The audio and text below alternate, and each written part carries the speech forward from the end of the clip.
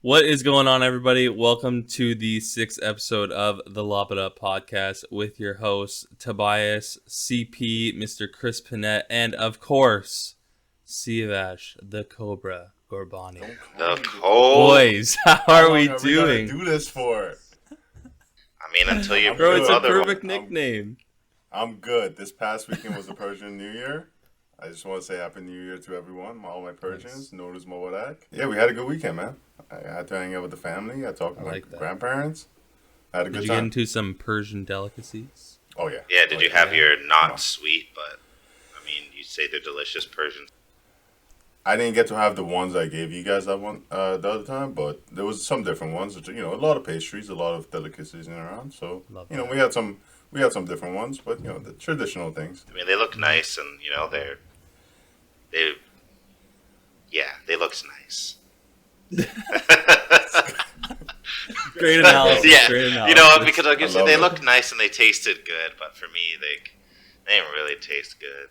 Like, it'd be like if and honestly, I mean this as respectfully as possible, but it was like if I licked a piece of cardboard. That's the amount of sweetness was in these. Well, you know, they don't always have to be sweet, and we all have different taste buds. It's very coming true. From different cultures. Very true, So exactly. That's the way they are, and, you know, they're good, though. And, yeah, it was a great time, yeah. So I'm happy for that. And the spring just started, too. You know, the New Year and the spring are the same time. It was actually spring. Like, the spring actually, like... Officially. Yep. CP, how was your week? I know you got the sponsored OnlyFans sweater on. Sponsored OnlyFans, this guy. Work attire? Yeah. How's your week, though, man? Week wasn't too bad, you know. Worked over the weekend, so I didn't get to enjoy that nice, lovely weather that we had. For sure. It is what it is. Sure. Yeah, and NCAA, we're not going to get too much into it in this episode, but NCAA March Madness just started up, so that was exciting. I don't think there's a perfect bracket out there right now for anybody that's doing the March Madness bracket. A lot of upsets. 15th seed, Oral Roberts, they almost won again last night on Sunday night, I guess. But yeah, it's interesting. Loyola Chicago, they had a beautiful run a couple years ago with Sister Jean. They're back at it again, man. It's crazy. My squad's still in, so I'm hype. Hopefully, I can bring home some dough there. Baylor. That's not my team I cheer for, but it's the team I'm running with this year for sure. Thought you were a Duke boy. I am Duke boy through and through. I got my sweater on. I'll probably wear that next episode. Yeah, bro. But my whole bracket's gone, man. Illinois, and Ohio, UNC. Who do you have to win? Gonzaga? I had Illinois. Okay. And they just lost last night. I'm in pain, man. And I had UNC going to the Final Four, and they just got out the first game.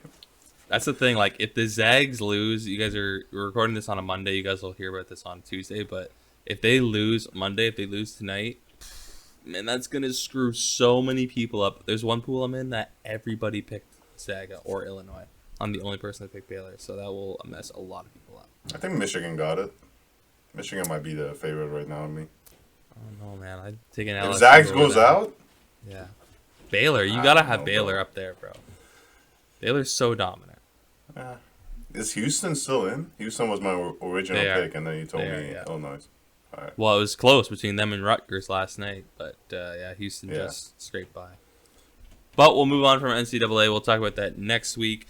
Just kind of getting into some news and notes from this week. Lamelo Ball, unfortunately, this young kid who's had a great season so far, was just notified that he has a fracture in his wrist.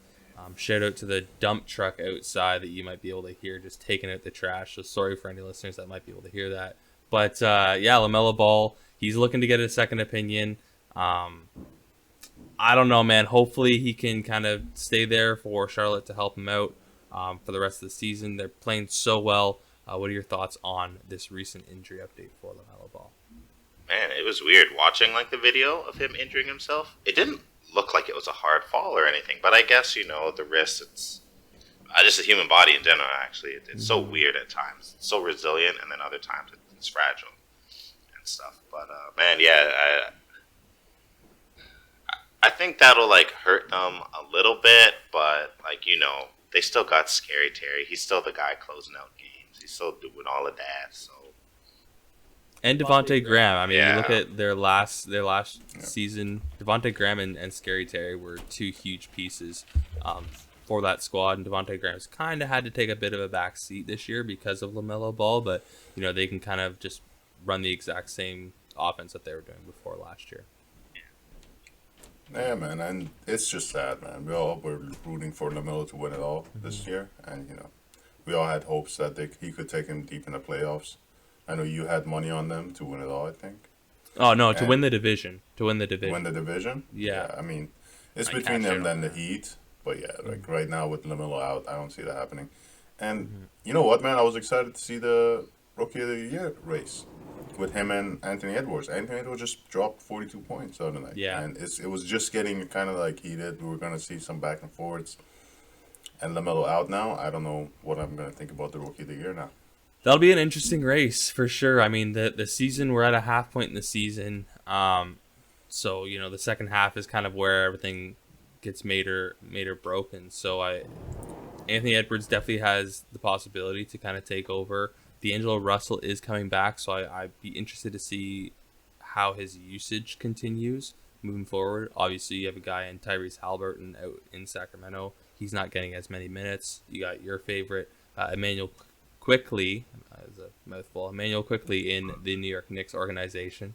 And then, of course, you got a guy in James Wiseman, who's a dominant presence for that Golden State Warriors team. But I do think that if you look at the players that are playing right now, Anthony Edwards, the Ant-Man, is probably the front runner.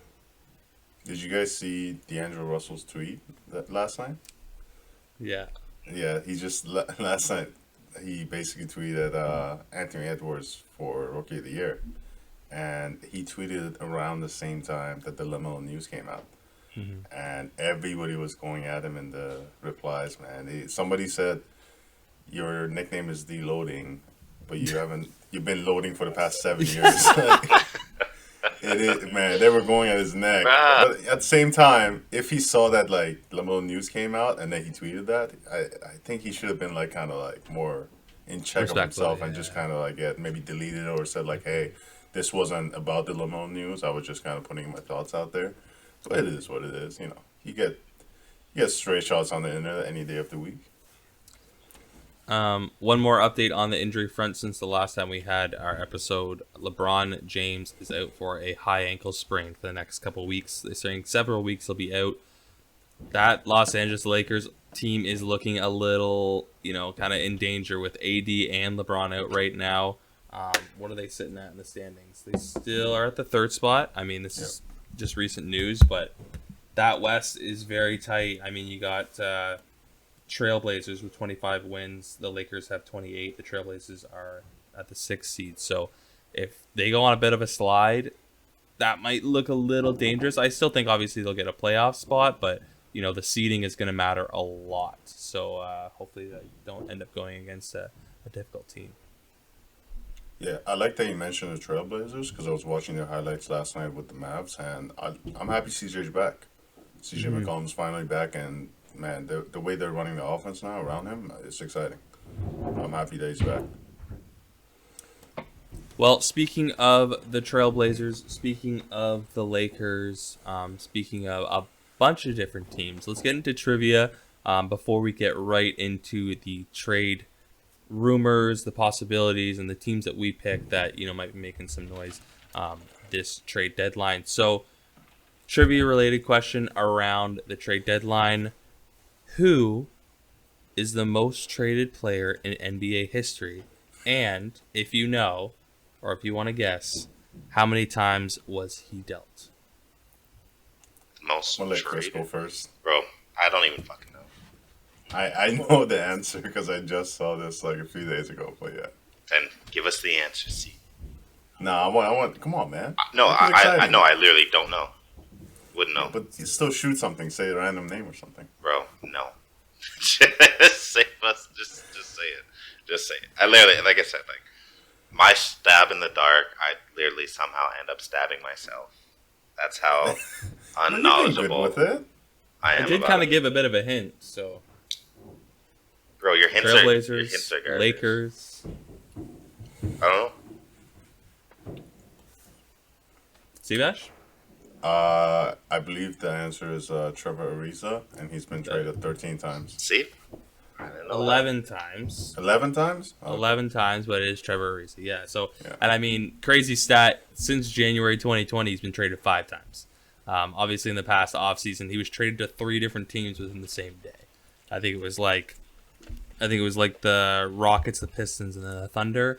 And then obviously with the most recent news of the Miles Leonard kind of situation going on, he was moved from OKC to the Heat. So this is a guy that, veteran presence out on the court. He has won a championship with the Los Angeles Lakers, your classic 3-and-D guy. So I think that'll be a nice piece for Miami. But 11 times, man. Well-traveled Trevor Ariza is. That's Jeez, me. Because it's like, bro, you're setting up home. You're taking your home and you're moving it. I would never. That would be annoying. I hate moving. At that point, you wouldn't just move your family. Just be like, I'm just gonna go to work and stay. Yeah. Where do you want to live? You live wherever, and I'll be back. I'll just go rent a condo or something. Yeah, exactly. Yeah. I mean, JJ Redick does that. His family's in New York, in Brooklyn, and he just keeps going to New Orleans or Philly or whatever team he plays for. Mm-hmm. Yeah. Yeah, because he's had a couple different teams like Orlando, obviously the Clippers, New Orleans, the Sixers, but I think that's the move, man. You don't want to keep moving and uprooting your whole family every single time that you switch cities, for sure. Okay, so as we mentioned, March 25th is the trade deadline. A lot of tight races in the NBA, a lot of possibilities to kind of take the throne. Surpass a team that's maybe just on the outskirts. Obviously, we have that play-in tournament, so we got to keep that kind of in check. But we did split up per conference. 1 to 6 is the top echelon. 7 to 10 is that playoff bubble, which is the middle echelon, and then the bottom is the 11 to 15. We took a team from each division per se in each conference, and I guess we're just going to talk about what we think that they should be doing, what possible trades that might be happening, and just give our overall opinions. So, if we want to start in the West, Steve Ash, would you like to go first? Oh, no. Sorry. Yeah, I say we start. My plum sauce exploded. I never thought I would hear that at 10:25 in the morning. I was just being fidgety, and I'm playing with the plum sauce packet off screen, and she just paused, about burst all over my hand. Don't say she, bro. You can't. Come on. All right. As Tobe just mentioned, we broke it down into 3 tiers. I say we start with the bottom tier, the 11th seed to the 15th seed, and we're starting with the West. We're just gonna go around. I'm gonna start first. I picked the OKC Thunder. They're at the 11th seed. They're 18 and 24, kind of tied with the Pelicans and near the Grizzlies at the 10th seed. Just a few losses and a win away.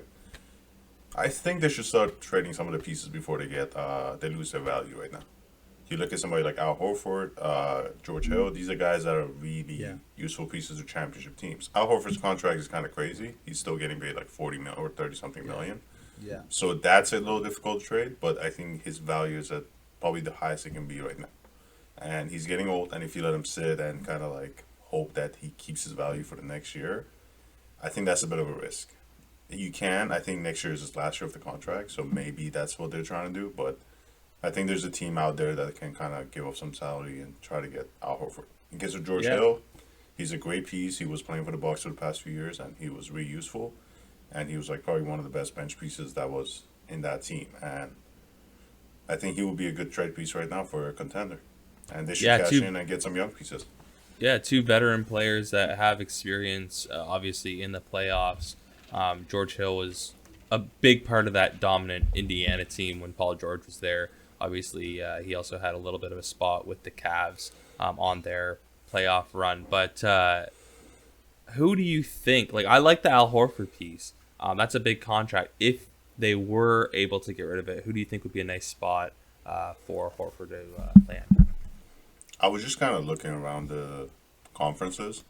I'm going to probably talk about this team later. Maybe I could come up with another team, but I'm going to go with the Mavs. Okay. I think they might need that veteran leadership. I'm going to talk about them in a little bit and talk about that specifically. But Other than that, you gotta look at kind of like the contenders and what their contracts is looking like. And maybe another team is the Hawks. They got a lot of young players. We might talk about them now, but other than that, it's kind of difficult, especially with that $30 million contract. And I don't think they would buy him out at this point. He has 2 years left, so buying him out is kind of a bad idea. Mm-hmm. Okay, cool. Chris, bottom tier, you have the Minnesota Timberwolves. I do. Yeah. Pretty much with them, they've got the pieces. It's just they've been struggling. Yeah, they've just been struggling to figure that shit out. They could try and maybe package off some of these pieces and get like a better bench going. Because who's coming up to bench? Rubio? Like that. Rubio and some of the young pieces. That you could get a better bench and stuff like that. So they could go that route. They could try sticking it out. If they stick it out, though, I think you mentioned their trade is in Golden State's hands or something like that. So last year with the D'Angelo Russell pick, they basically gave up their first round pick. Which now that you look at it, you're like, that's such a bad trade. But they basically it's the top 3 protected. So if this year their pick ends up outside of the top 3, it goes to Golden State, and that's the deal's over. If it ends up in the top 3, they get the 2 pick. Yeah. But the next year, their pick is Golden State's, and that's it. Yeah. So it's kind of risky. I'll tell you what. So if it's a top 3 pick, they keep it, right? Yes. Yeah. If they get a top 3 pick, I'm moving D'Angelo Russell, and I'm maybe looking at moving Karl Anthony Towns. I think you blow that up and you rebuild it. You get Cade Cunningham and you get Anthony Edwards in the backcourt. I like that restart. There's been rumors around them blowing it up recently anyways. I know the Knicks are interested in a guy like Karl Anthony Towns. I think D'Angelo Russell. I don't know, man. I don't think that those two will fit as well together. So I think if you have a top 3 pick, you can get a Jalen Suggs or you can get a Cade Cunningham. You are in good hands for sure. What position is Cade Cunningham? I know it's a bit of a hot take, but... Sorry, what position is Cade Cunningham? Cade Cunningham's a point guard. It's a 6'7" point guard. Okay. Yeah, I mean, I would definitely trade away D'Angelo Russell, but I think if you trade away Karl Anthony Towns, I think that's a bit of a risk. If you look at what they're doing, especially if they get a top 3 pick, next year's pick is going to Golden State. So rebuilding right off of that, I think that's a risk because then you're just not giving up 1 year. You got to do it for 2 years. And I think that's risky. But and somewhat, I forgot where I heard this, but I remember hearing somebody say, imagine if they didn't trade away Wiggins and they ended up with that number 1 pick and they took Lamelo Ball last year. That would have looked like a whole different game. And they had all their picks. They would have had everything in hand, and that would have been right in front of them. But, the D'Angelo Russell trade kind of threw them off their path. So, but yeah. It is what it is. And so now the team that I chose as the bottom tier in the Western Conference is the Houston Rockets. Now, the Houston Rockets are in a similar position standing-wise as the Minnesota Timberwolves. Fun fact, the Houston Rockets are abysmal. They hadn't won a game without Christian Wood in the lineup, and they're still ahead of the Minnesota Timberwolves by 1 win, which is mind-blowing. The Houston Rockets are a really weird team. They've just obviously gotten rid of James Harden and Russell Westbrook, and they've really got any assets that they could back. You look at Victor Oladipo, John Wall. They did have DeMarcus Cousins, Christian Wood. They just have kind of a weird collection. I know Kevin Porter Jr., you're a fan of his, Sea of Ash, but they're just a really odd team. Sorry, my bad. It's someone else. It's Jordan that's a big fan of Kevin Porter Jr. But too many friends with basketball. But I think they obviously need to be moving some players. I think you have a guy in Victor Oladipo that is highly sought after, but I think the Houston Rockets have a higher price tag than what teams are willing to give up for him. Potential trades, I could see maybe him going back to an Orlando team. I know Golden State has kind of been in the mix for him. Maybe Indiana. I don't really know where the fit is for him. He's a player that can be a ball-dominant guard, but he's also someone that I would rather see as a 2. And then with John Wall, I'd like to see him go to maybe a team like the Miami Heat, a team that could benefit from a point guard. However, we need to keep in mind the contract John Wall has right now is like $41 million. So unless a team has a trade exception or unless they're moving a big contract back, I don't think Houston's getting away from that contract. John Wall doesn't want to leave those strip clubs, man. Yeah, exactly. Yeah. Let the man have his fun right now. I mean, you look at that team. They've lost 20 in a row. And Paul Silas looks hopeless, the new coach. Yeah. Yeah, this man looked like he was on the verge of tears last night in the interview. As he should be. Like, and you know he's feeling it because he's just like that heavy sigh before answering. It's like, this man's sad. I mean, I don't know if you guys know, this is his first coaching job. Oh. Yeah, Steven Silas. Yeah, man. Yeah. And he's like one of those guys that his father was a coach, and like he's a very well-respected family. And this is his first job. He's been assistant coach for years, for the past, I think, 20 years. Mm-hmm. And for him to come in, and he came in with the Russell Westbrook and James Harden Houston Rockets, and that team to kind of just flip and go all over the place with John Wall and Victor Oladipo coming in, and now he's lost 20 in a row. And that's, I don't, like, I'm sure, like, as a coach, you got to take some of the blame on that, but I don't think that's totally on him, man. That team's abysmal. Yeah. Like, I'm sure with a better coach, a more well-experienced, a Brad Stevens, a Nick Nurse, a Greg Popovich, they would be better. But yeah, that's not all on a first-year coach, man. That's just tough. Yeah, we'll get to one of the names you just mentioned later once we talk about the team. But yeah, let's get to the middle tier. Chris, who do you have in the middle tier for us? My middle tier is the Memphis Grizzlies. Bro. Pretty much all I see them needing is they kind of just need like another piece just to pair with Ja, just because, you know, we've seen Ja, he's already proven himself, like we've talked about. He's taking those shots, he's doing that stuff. What are you smirking over there? Would the Bulls trade Kobe White? Would the Bulls trade Kobe White? You know? So, we'll talk about my boy. Pair Kobe. That would be like putting MJ and LeBron together. We're not gonna do that. Oh my god! Relax. What? You mean that's like putting LeBron in a trash can together? Chill out. Wait! Don't compare Ja to a trash can. That's disrespectful. Okay, relax. But anyways, yeah. So just right now, like this, they really rely heavily on this guy, so it'd be nice if there was somebody else just to help kind of relieve that pressure from Ja, especially on like the playmaking front and stuff like that. But just, you know, freeze him up like a little bit more, just to focus on scoring and finally hitting a monster jam with somebody.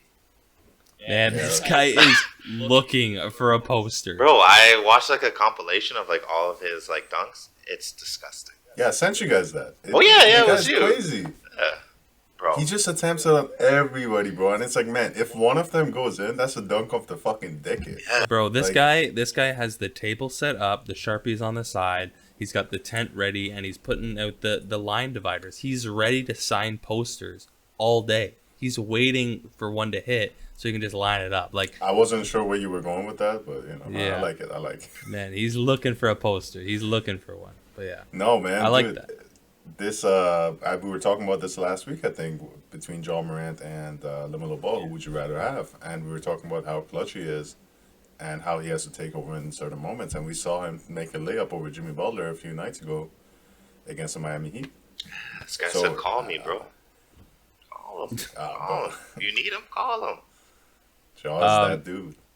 So, Chris, with the Grizz at the 10th spot right now, a 19-20 record. Should they be making a push? Should they be building for maybe next year in the future? I would say maybe just... You got a guy... Yeah, I was going to say maybe just push for, like, next year. You know, it's... Why... Like, yeah, they could easily push up, like, a couple spots and end up in that play-in tournament. But then, are they going, like, super, super far? Like, I don't... Yeah. And I'm of the belief, like, if you don't have confidence in your team that you can actually push for it, and you think you definitely can do that next year, then just take the next year and build for the future. So what about a guy in Jonas Valanciunas? If you're the Grizzlies GM, are you looking to possibly move on from him? You got a Canadian kid in Brandon Clark and Jaren Jackson Jr. Those are two bigs of your future. Valanciunas, I don't know how much money he makes, but I think it's around 20 mil. I feel like it's 17, to be honest, for some weird reason. But would you move on from Valanciunas? I don't know. Just to maybe collect a younger piece for next year. Maybe could, because it's like I like Valanciunas because Valanciunas to me he is like one of like the last true centers like in the league. I feel like yeah, he can shoot the three ball like a tiny bit. But, he's doing most of his work in the paint, doing that stuff that a center should do. And I think it'd be, if you could find a team that could benefit from that, then, yeah, maybe package him off and run with this younger squad and just let them see what they can do. Yeah. I do want to say Valanciunas definitely doesn't get his credit for his playmaking. 100%, yeah. He's one of those guys that we've seen him in the Raptors system. He was doing really well with moving the ball and finding the open man at times. And I think Jaren Jackson Jr., is he out for the year or is he coming back this season? I'm not sure. I thought he was going to come back in the second half of the season. But yeah, I'm not totally sure. But I mean, again, if you're sitting at a 10th seed and it's just like we just mentioned, if you're not really sure if you can even win in a play-in tournament, and then if you do, how far can you really get in a tough Western Conference? Then maybe you just kind of take your lumps now and build for the future. Yeah, and Valanciunas, I think they should hold on to. He's probably one of the guys that you do want on your team. He's kind of like a leader in that team, I think. Cool. Steve Ash, you want to get into your middle tier team? I got the Mavs. We talked about this at the start of the season. Second game of the season, I was watching them, and I think they were down by 30 or 40. And I texted you guys, and I'm like, man, these guys are not making playoffs this way. They made a few changes. Kristaps Porzingis came back. I think Doncic is playing out of his mind. And I was watching the highlights last night. This guy's step back three is too smooth. Yeah. But I still think when I watched them last night and when I see the way they played a few times in the season, I think they need a veteran piece. They need somebody to keep them accountable. These young pieces, I think Joshua just said, he's a guy that every time we've seen him, he's been kind of on and off. When he was with the Heat, he had good moments, but there was times that you were watching him, even in Philly, that you were like, what is this guy doing? And I think they need that piece to kind of keep everybody accountable in that system. In case of like a specific piece, I can't think of one right now, but I would definitely try to get somebody that has some championship pedigree under them. So are you looking for, because I have a few names in mind, are you looking for like a wing, are you looking for a guard, or a big? Well, say the name, I would talk about it. Actually, you know what? I just talked about Al Horford. I think he would be a good piece if they pick him up. I forgot I just mentioned that, but he's definitely like somebody that hasn't made it to the finals, but he has that experience under him. You've seen him be a professional guy. Even last time we saw him in the playoffs, not exactly last time, but last time we saw him perform was with the Celtics. When he was playing with that Celtics with the Kyrie and all the Jaylen Brown and the Terry Rozier drama. And he still was acting professional, and he was still coming in, doing his job. And I think they need somebody like that to kind of speak up and kind of set the example for these young pieces. So a couple people have come to mind for me. We'll start with the one guy that has an actual championship pedigree. That'd be Kevin Love. I wouldn't mind him in a Dallas Mavericks jersey. I think the problem, because I have another guy in Lamarcus Aldridge that potentially I could see there, but the problem I find, I don't like Kristaps Porzingis at the center position. I think he's too, I say small, and I know he's 7'3", but I mean in weight. I would rather him be on, as a stretch 4 rather than someone kind of battling against a guy like, Andre Drummond in the paint, Valanciunas, DeAndre Ayton. I don't like those battles when it comes to Kristaps. Obviously, he has injury history as well. So, LaMarcus Aldridge, Kevin Love, and a DeMar DeRozan also come to mind for me. with those names you just mentioned, Kevin Love, it looks like a good fit, but I don't see it happening because Kevin Love, as much as we think he has a championship pedigree, we've seen that he has had trouble being the leader in the locker room. Even but he doesn't need to be the leader of this locker room. He doesn't, but I don't know if he's going to be able to kind of lead by example. Okay, fair enough. I just kind of watched his actions in Cleveland, and I'm not gonna. Again, this is not. I don't think you need a star or somebody that has been an all-star to be able to do this. A lot of times, the guys that lead, the guys that have that kind of effect on their team are guys that are bench warmers to some extent, or role players that have been around the NBA. You talk about somebody like Trevor Ariza, he's that guy. There. So then, in terms of that, the next people that pop up would be George Hill or PJ Tucker. Those, you know what? PJ Tucker just got traded to Bucks, and I would have loved to see him. Yeah, that's right. With the Mavs, yeah. But George Hill, I do like that because George Hill has been kind of around the NBA. He just was with the Bucks, and I'm sure he's that guy that's gonna speak up and say, "Hey, you guys need to kind of put in the." And work. he can shoot too. He can shoot. Yeah. He's got a nice three. Probably better than Richardson. So that might be a nice fit there for him to play point. Let Luka maybe take the two for a shift or two, and then kind of put him back at the one. Yeah. Okay. I will get into my second tier now. We just talked about two of their pieces, Lamarcus Aldridge and DeMar DeRozan. I'm going to take the San Antonio Spurs. The San Antonio Spurs right now are sitting at the 7th seed. Kind of a weird team. Definitely a veteran team, but they have a piece in like DeJounte Murray. They've got Derek White there as well. They have some young pieces. Who was the guy they just took last year in the draft? Keldon Johnson. Yeah, pretty sure. But I see the writing on the wall. I think Lamarcus Aldridge is just about gone.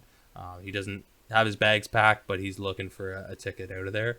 And then DeMar DeRozan, he's had a great season. And I think his trade value is probably the highest it's been in the past 2 years. I think DeMar DeRozan is a piece that you should move on from. They have him playing the 4 sometimes, which I find is really interesting because when he was in Toronto, he was, often playing the 2, even though I think he's a good 3. But I think DeMar DeRozan and Lamarcus Aldridge are two pieces that they should be looking to move on from. And then maybe just get some younger pieces back or some picks back so they can start building more towards the future. The only thing about that is one man in Greg Popovich. Greg Popovich, traditionally not really a rebuilding type of coach. He's a coach that obviously got the championship pedigree. He's out there to win games and win championships. Don't know how big of a fan he would be of you trading away two of his competing players. I like those.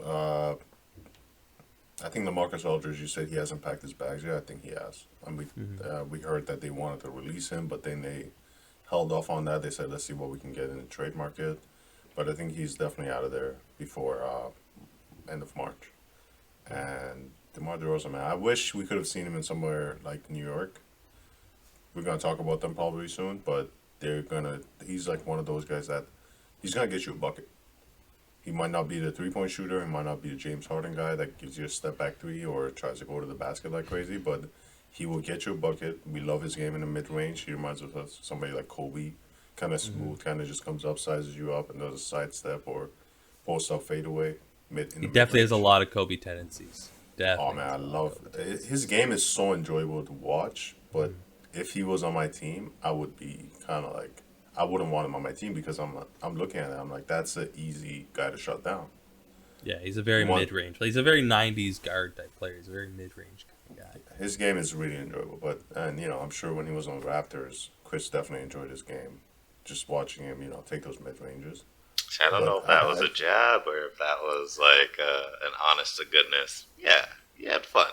It's hard to tell with you. See, his tone sometimes comes across. You're like, is this guy coming at me right now? Yeah. It's not my fault, man. You got to see my intentions for what they are. I'm trying to be a good person. What are you talking about? You're a Cobra, dog. You hide your intentions. That's crazy. You know what? I'm done. You guys say whatever you want.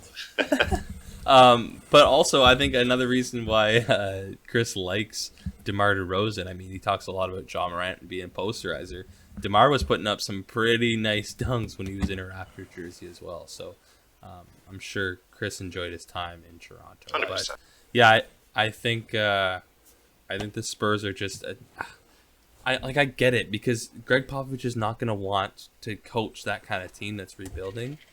But then again, how much longer is Greg Popovich actually going to coach for? I know his wife passed away a couple years ago, which I think was really hard on him.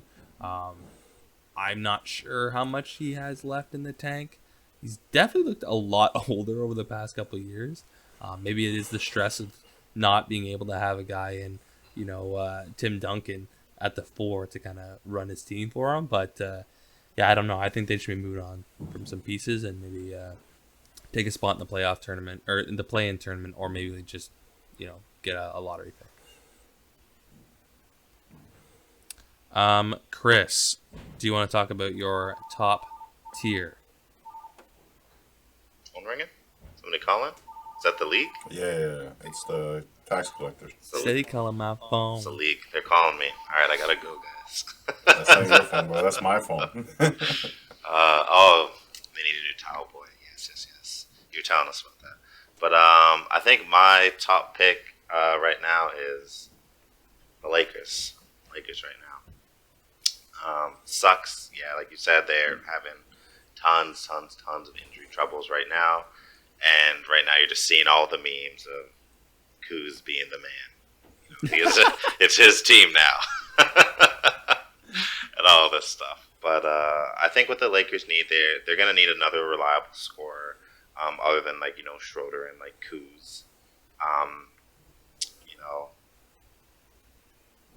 LeBron and AD were big pieces in their offense, and they're going to really be hurting without them.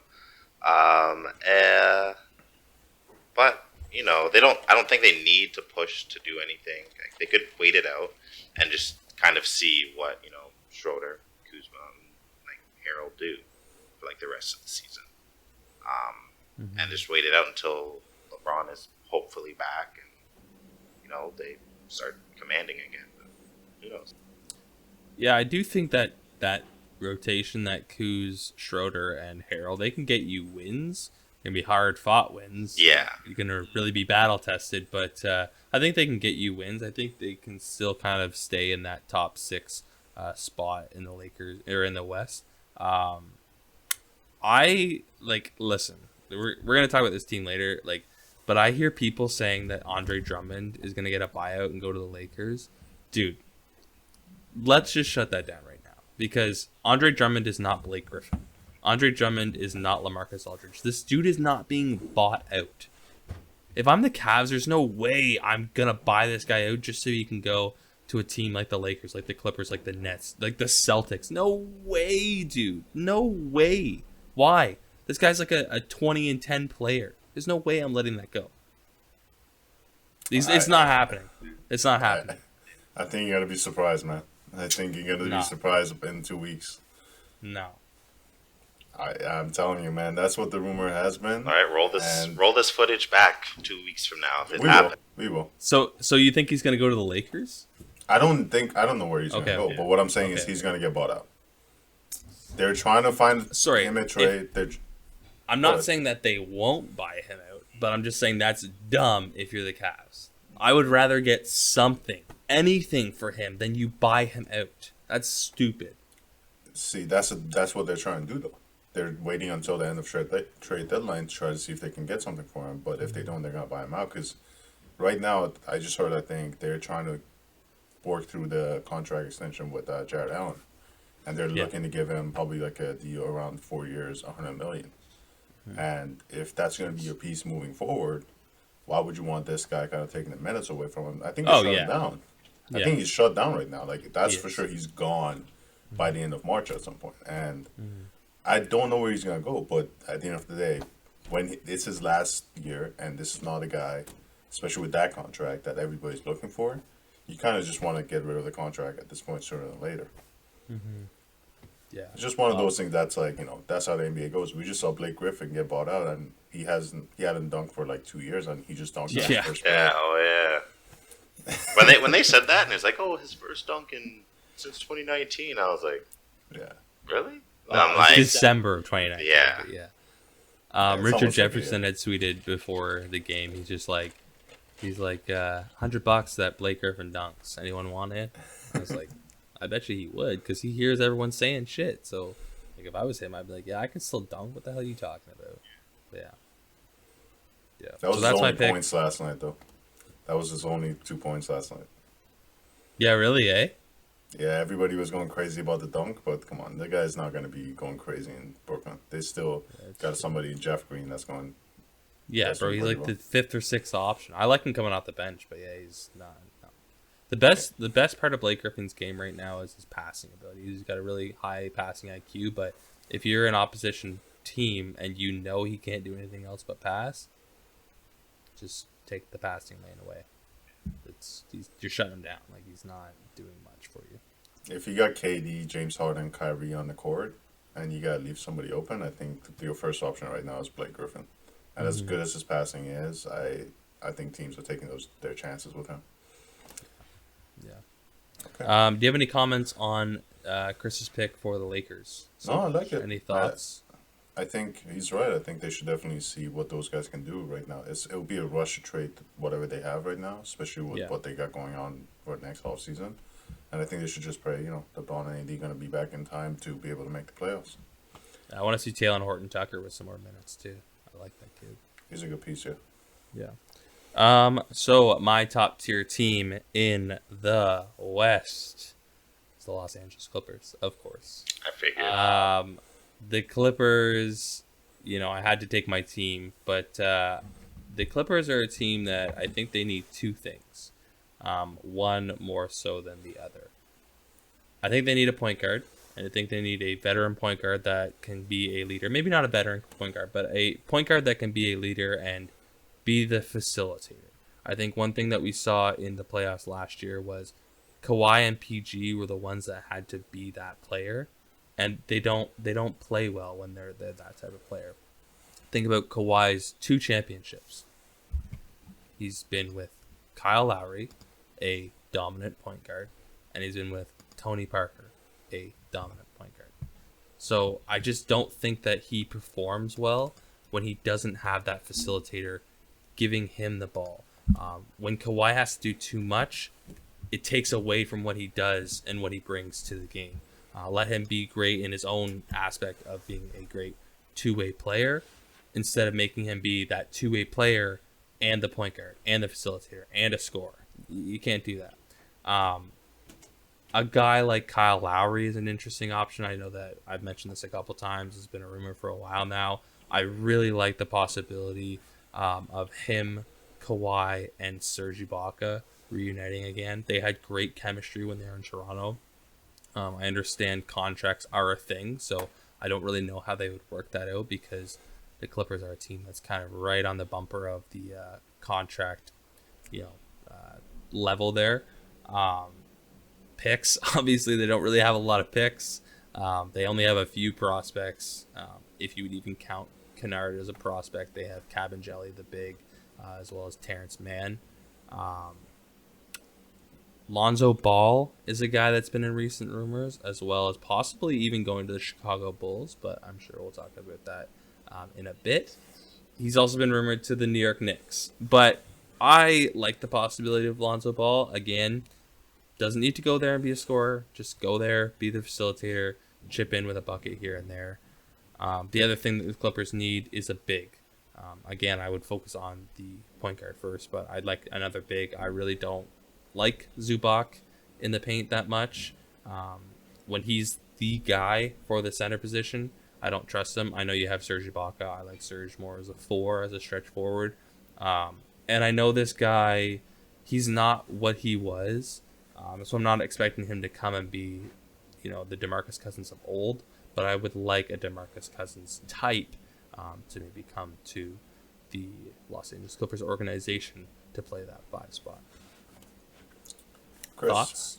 Chris, how do you feel about this guy constantly bringing up the name of your point guard, man? Every episode, this guy's like Kyle Lowry. You got to get him. Man, it just sounds like he loves Kyle Lowry. But I'm like, while doing like research for like this and stuff. Like I'm pretty sure like I read some or came across something where they said like a trade for like Kyle Lowry was kind of like off the table, and they said they weren't going to be trading him anyway. Okay. So, but like, I'd have to go back and like look for it and whatnot. But I don't know if that came directly from like the Raptors like organization, or if it's just like I think you said before, Kyle being like, I want to like stay here.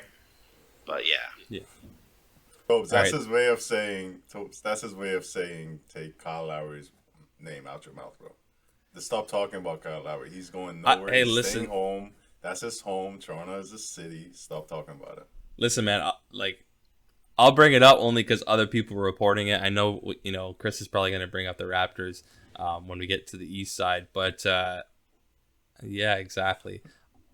I don't want to talk too much on the Raptors. I just think they're in a weird position right now, and I have my own opinions on them. But I like Kyle Lowry type. I would like him as a player there for sure.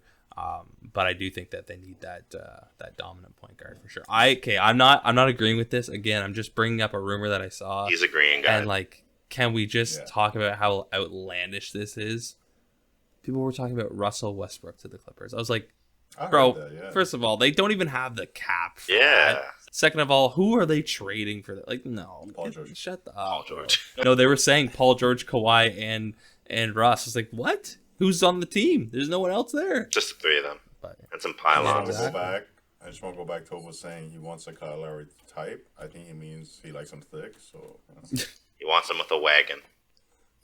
No, I would like a Lonzo Ball too, man. I like Lonzo Ball. I think he's a guy that probably understands his role as well.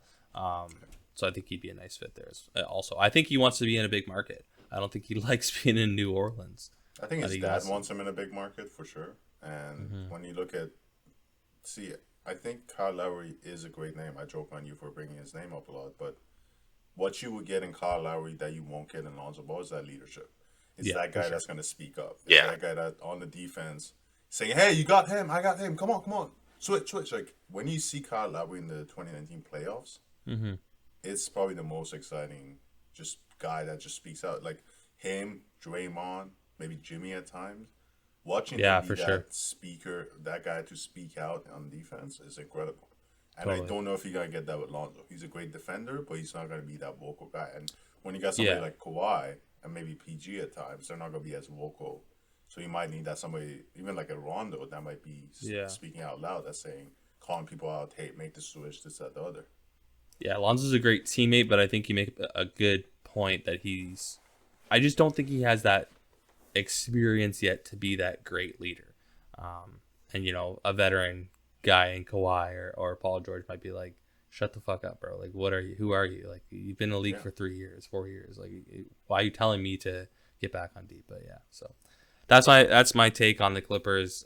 Again, they're still a top performing team in the tough Western Conference. I think with the Lakers gonna slide down a bit with these injuries, but it'll be interesting, man. I just hope that they can make some sort of impact this trade deadline that can kind of secure a bit more of some position for them in the playoffs and not choke it out. But yeah. Just hopefully none of them are sipping on milk. I'm not sure what that means, but no, you milk bag boy. Oh, Jokic. Well, listen. Which, but anyway, all I know is just listening to Tobias right now. Tobias gets off a little bit on milk bags, and he loves himself some wagons and balls.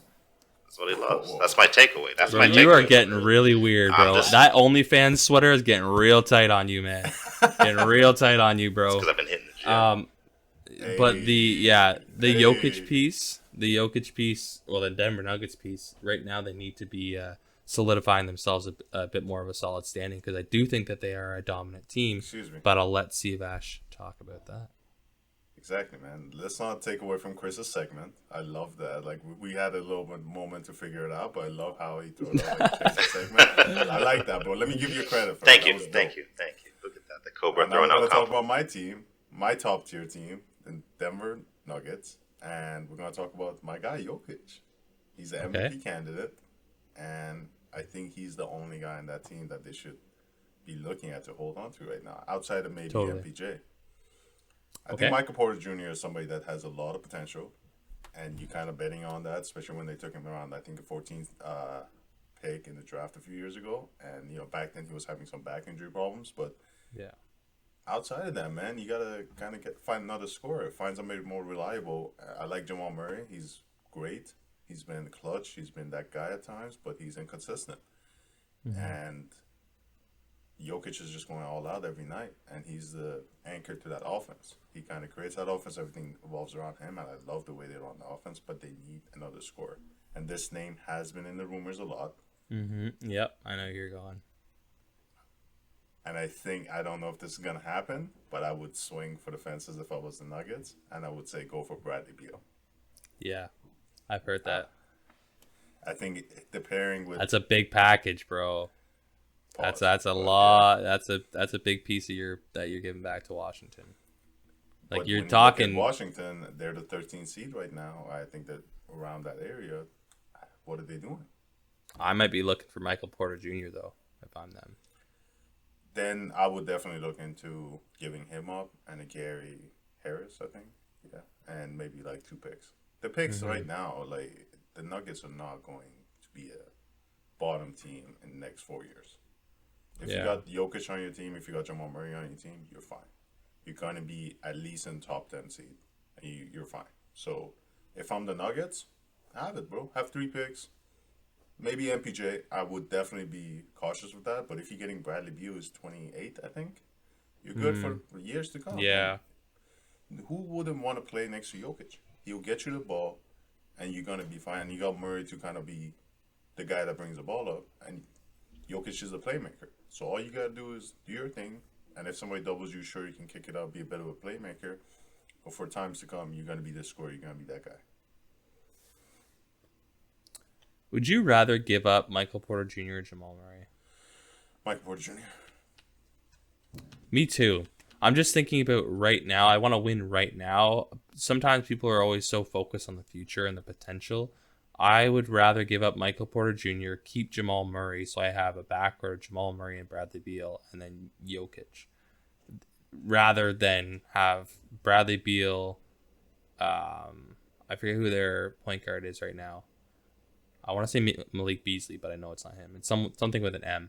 But Monte Morris. Yeah. You have Monte Morris, Bradley Beal, Michael Porter Jr. Like,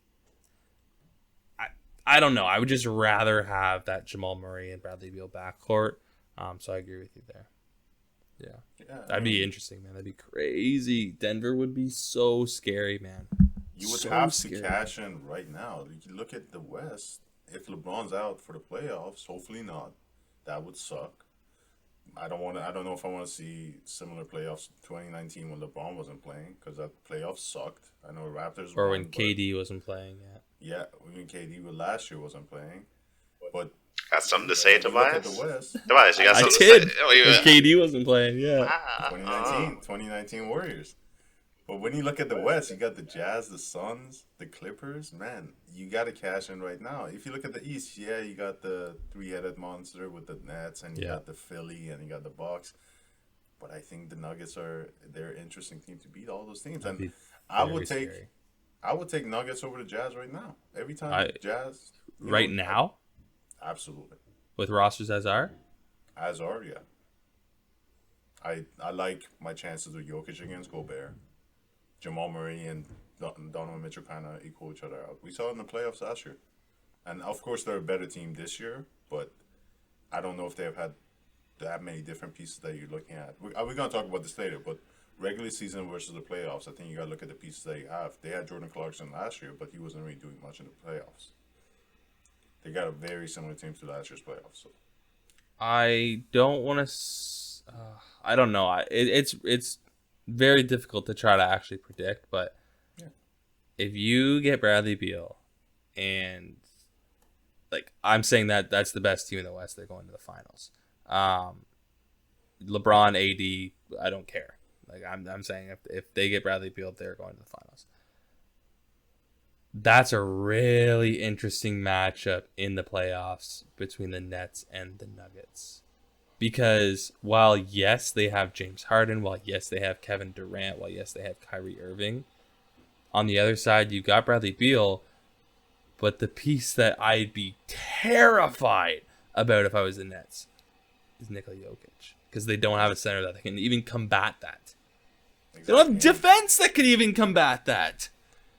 Man, if you get a switch with any of those guys on Jokic, it's money. And even if you don't get a switch, it's still money. You got DeAndre Jordan, the guy Claxton, I forgot his first name, but Nicholas Claxton, I really like him as a player. But I love him. He's a really good center, but he's not going up against Jokic. We've talked about this before. Jokic right now is top 2 center in the league. He's been a first team in the past few years, but right now, if you look at him and Embiid are kind of in the same sentence, and you see his playmaking, you don't want that mismatch. You've seen the way they kind of do the dribble handoffs. If you get a switch, who's guarding him? Blake Griffin, Kevin Durant, Kyrie. What are we talking? No, man, that's it. No, that guy's going to go for 50 every night. It's over, yeah. 50 triple-double every night. I want to see this. That would be wild, bro. I love seeing Tobias rooting for the milkman. Yeah. I'm on the train of Bradley Beal going to the Nugs. True. Chris, you said your sister got here? Sorry, mic'd you there. Had to mute you guys. Farted. Didn't want it to make it into the recording. But, yeah. That's okay. That's okay. That'll work because we have the whole East. We can just cut it here and then C and I can talk about the East if you want. I actually did more research on the East. My East actually was better. I was hoping we would have started with the East and then finished with, like, the West. Because, like, the East, like, I actually had time to, like, dive into, like, what some players, like, needed. Well, more so for the Raptors and the Bucks. Boston, I was a little hard-pressed to find. Give us the quick spark notes, and we can bring that up whenever we... Spark notes? 3 teams. Yeah. All right, so pretty much for the Bucks, I found what the Bucks needed was they needed, like, kind of 4 things. They needed, like, a guard to either play alongside or back up Drew Holiday. They needed a true center behind Lopez and, like, the other bigs just to kind of support them just because, you know, with Lopez, he's obviously not Lopez. Lopez passed, and he's just kind of dwindling now. They could also probably use, like, a reserve stopper just, like, out there on the wing. And another thing, like, use just really a shooter at any position. I don't see them needing to actually make a trade at all, like, this season. Like, they're good. Like, they can wait it out, wait for, like, free agency. But if they do want to make a trade or whatever and pick up some smaller pieces, like, I think I was talking to CFS yesterday, they could either try and go for a DeLon Wright or, like, a Kent Bazemore style of player, because those 2 players are going to cover the needs of, like, you know, the 1, 2, and the 4. Or no, sorry, the 1, 3, and the 4, not the 2. So that would, like, look good for them. As far as Boston goes, again, like, I didn't really see them needing too many pieces. They've just been injury riddled and just haven't been having any luck on that kind of side. You know, Kemba's had his issues with his knee, stuff like that. So really, if anything, they could maybe pick up, like, a point guard just to kind of back up Kemba and stuff like that. Or if they really wanted to and they're still having issues with Kemba, try and ship him out. But I think his value is, like, pretty low, especially with, like, his injuries and shit like that. And then as far as the Raptors go, it's same thing like I've been saying. They've been hurting inside. Right now, they really need a guy at the 4 and the 5. Aaron Baines was supposed to be that guy. He's not been that guy. He's been very disappointing to watch. Yeah. So it's just, like, garbage. And also the Raptors are hurting too without, you know, Siakam, OG, Van Fleet, Malachi, whatever. So I think what they should really be doing is trying to move on from Baines, ship him out if they can, and get somebody else. Some of the names that I saw while I was, like, looking this up, you know, you had people like Drummond, you had JaVale McGee, you had Lamarcus Aldridge, and even, like, Tristan Thompson was, like, in there too, like, talking about it.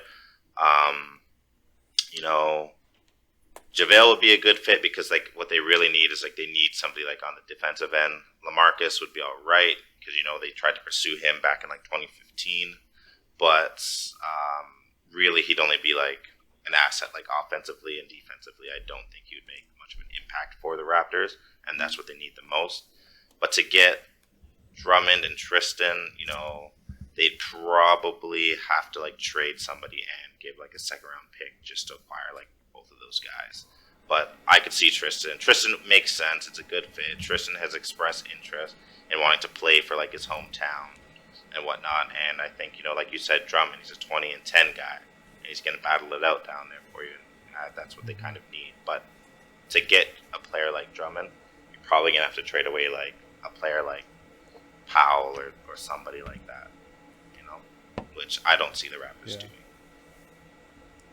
Okay. All right, man. Cool. Yeah. Sweet. Schwiggity. Thank you. No. Thank you for the Hey, I appreciate thank you guys. Thank both of you. I don't know if you guys are gonna clip that, splice it, and edit it. I don't know. Throw it into your thing. I'm just gonna keep it just like this. Like, even with the first part, you saying, hey, like, oh, I muted you guys because you guys are corny. Like, all of that. Perfect. Yeah, keep that in. Keep it in. For anyone that's listening, that's not sure what's happening because he's gotta go, and he just texted us that it's time. And we had to record early because we all have our lives, in front of us. Yeah. No, I just had some late family plans that came up, so I had to just handle that and whatnot. So I'm just going to get all that. Heading to the 6. No, actually, we're heading the opposite way. We're heading to Peterborough first, and then to the nice. 6. Yes. It's going to be doing that. I love Peterborough. So, all right, man. Yeah, I'll hit you with one of these. Any longer? Edit that in. Text me when you get there. Drive safe. Eddie, I'll stop at that cowboy boot shop there for you, Tobias. Maybe pick up a pair. You pick up. I have my own. You pick up a boot. Man, bro. you can never have too many pairs of cowboy boots. Come on. Fair enough. Fair enough. Give me some red ones. No, okay. Red bottoms? Red bottom cowboys. All right, guys. I'll see you guys later. Bye, Chris. Okay. All right. So, let's get into the Eastern Conference now. You want to start with Chris? We'll get Chris's picks out of the way, and then we can bring up our picks. Okay. Yeah, like he just talked about the Bucks, the Celtics, and the Raptors. I like what he said about the Bucks. He actually touched on a few things, like how they don't have a true big, they don't have like a guy in the wing that can defend properly, and I think he had some good pointers. And Kent Bazemore is somebody that on the Warriors that I think I wouldn't say he's a tradable piece, but if they can pick him up, that would be great. They just picked up PJ Tucker too, so that's interesting too. That's an interesting thing. One thing that I took out of Chris's picks, I think the most important thing, and I wish he was on the call for this, but I think the most important thing that the Raptors need is not even a player, but it's a different move for a player. Siakam needs to get rid of the spin move. I know he loves the spin move, but we need to get maybe a different cycle in here for him. Different cycle? Yeah, exactly. Yeah, exactly. I think he only spins one way.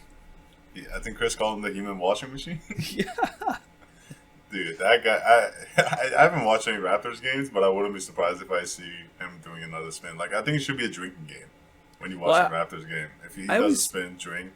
I always thought it was a joke, too. And then I saw TikTok literally last night, like, before we were recording this, and, it was a compilation of spin moves. And I was just like, does this guy not have anything else in his bag that he can go to? Like, do you not have a fade? Like, maybe a pass, but he's just putting up terrible shots. Yeah, I don't know where he's going to go with it in the next few years. He had a lot of potential. There was a lot of talks about him. If you're done with the Raptors, I want to talk about the Celtics. Yeah, 100%. And he brought up good points about the point guard and everything. Where do you think Brad Stevens is standing with his job position? I think Brad Stevens is one of those coaches right now that has a contract. He's similar to a Nick Nurse in Toronto. I think he's not moving on from the Celtics. The Celtics don't want to get rid of him until something tremendously bad happens. I think one thing that that Nick Nurse has going for him, even though the Raptors are in a bit of a tough spot in the Eastern Conference right now, he's won a championship. Brad Stevens obviously hasn't done that, but they're also not in that position. If the Boston Celtics got into a position where they are a 10th seed, I would be a little scared if I was Brad Stevens. But as of right now, I still think he should feel safe. Not too safe, obviously, because It's not like you are as dominant of a team as you should be. But yeah, I think Brad Stevens is okay. I like the thing that you talked about with Nick Nurse that he has a championship under his belt, and I think that is at least a 4-year guarantee. Mm-hmm. If he doesn't want to move, and whatever he does with that team, even if they tank for the next 3 years, the fact that he helped them win that championship has it there for the next 3 years at least. With Brad Stevens, he's been there I think since 2013. Has it been that long? Yeah, he's been there since Gordon Hayward. When they got Gordon Hayward. Oh really? Eh? So they got Gordon Hayward in 2017, like the same year that Durant went to the Warriors. Or actually, the year after that. Sorry, the year after that they got the same year that Kyrie went to the Celtics.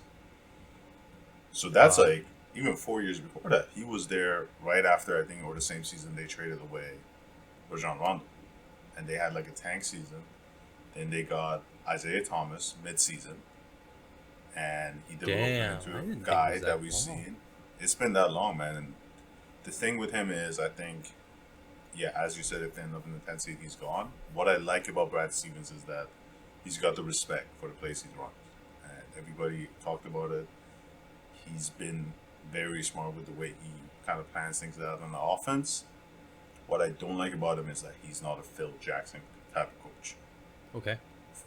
What we saw, I think anybody that watched the Last Dance documentary, you saw how Phil Jackson had a control over the locker room. Mm-hmm. Yeah, okay. We do not see that with Brad Stevens.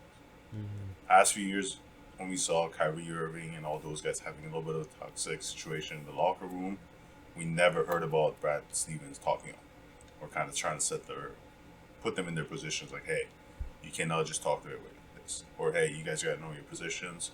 Kyrie's the guy right now. Or, hey, Kyrie, you got to give these guys some respect. We never saw anything about that. So, I think he's definitely like probably the greatest assistant coach. Probably one of the smartest guys in case of knowing what play to run, how to guard people defensively. But he's not like a Ty Lue, Greg Popovich. I think of somebody like Rick Carlisle, or as far as going even somebody like Phil Jackson, somebody that can control the team. Wow, that's crazy, bro. I mean, honestly, yeah, I'm kind of off my base right now because I didn't think he was there that long. Yeah, you definitely bring up a valid point, man. Like, but can you imagine like him as an assistant coach? Like, I think of the Nets, I think of the Clippers. Like, they have a great bench right now. The Nash and D'Antoni. Nash obviously is an experience, but like the Clippers, you have Ty Lue at the helm. You have Kenny Atkinson off the bench, who was a coach. He was a head coach in Brooklyn. You have the big ticket and John C. Billups. But wow, that'd be crazy to see him as an assistant. And I like, these teams bring in Chauncey Billups. You got with the Lakers, Jason Kidd. Yeah. You bring in these guys that have played, that have that experience of knowing what to do in the moment. I think that's especially needed. With some things. Absolutely. Like, we've seen it with teams that succeed. So, and again, Brad Stevens is a great X and O's guy. It's just that I don't think he has that control over the locker room. And he's still very young. He's still a young coach, and he probably has years to learn about this. So staying with the Celtics, but going from the bench to the court, you brought this name up. I am a highly favored person. Let me try to say this again. I am very. I hope that they go out and get this player in free agency. He's been sitting and waiting, and I would love nothing more than to see IT4 play for the Celtics again. Man, I would love that. Having him back up Kemba Walker, that would be sick. He, to me, is a Celtic. He's like that run that he had. Like, I forget. I don't know if it was you that sent the graphic or if I just saw it, but they ran through the most dominant player or the leader on each playoff team, on each conference, of each finals over the past 10 years. And that run that Boston Celtics had when they went to the conference finals, IT was the guy. Like, he was that guy.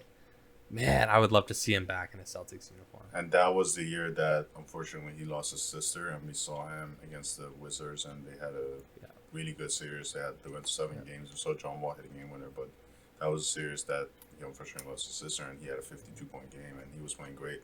But at the end of that series, when they went to the conference finals, he was hit with injuries, and that was the year before his contract year. That was when he was eligible for an extension, and the Celtics traded him for Kyrie Irving. Yeah. And everything kind of went downhill from there, which is sad. But you know what, man? It would be an interesting story. I don't know if anybody. I don't think we put out that clip, but when we were recording a few weeks ago, you kind of talked about how you wanted to see Bradley Beal going to the Celtics, and then you were like, "Oh, now we need a point guard," and you kind of made it into a movie scene that IT comes out the shadows, and that was a really funny moment a few weeks ago, and we talked about it. But it would be a good story. I don't know how helpful it will be. I think IT. I don't know. He doesn't need to be anything. He just comes off the bench. But I would love that. That's a good point. Good point. He doesn't. He just has to kind of set the pace off the bench because they don't have a guy right now. As Chris mentioned, Jeff T. is the guy. Yeah, he's not. I don't think he's a serviceable point guard right now.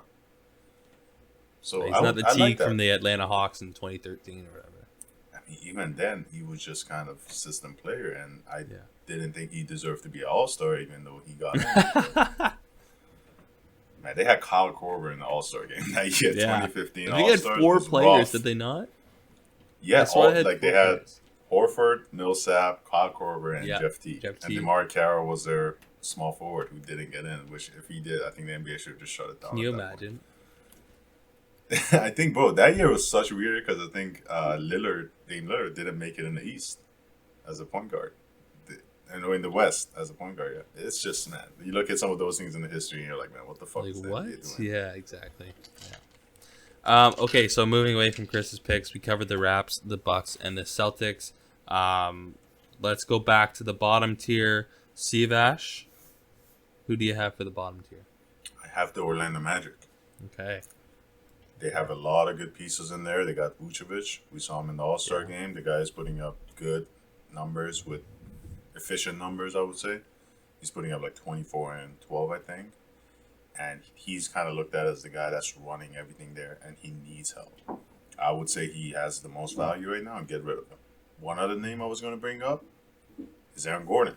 And during our recording, I just kind of checked my phone 30 minutes ago. News came out that he's requested for a trade. Yeah.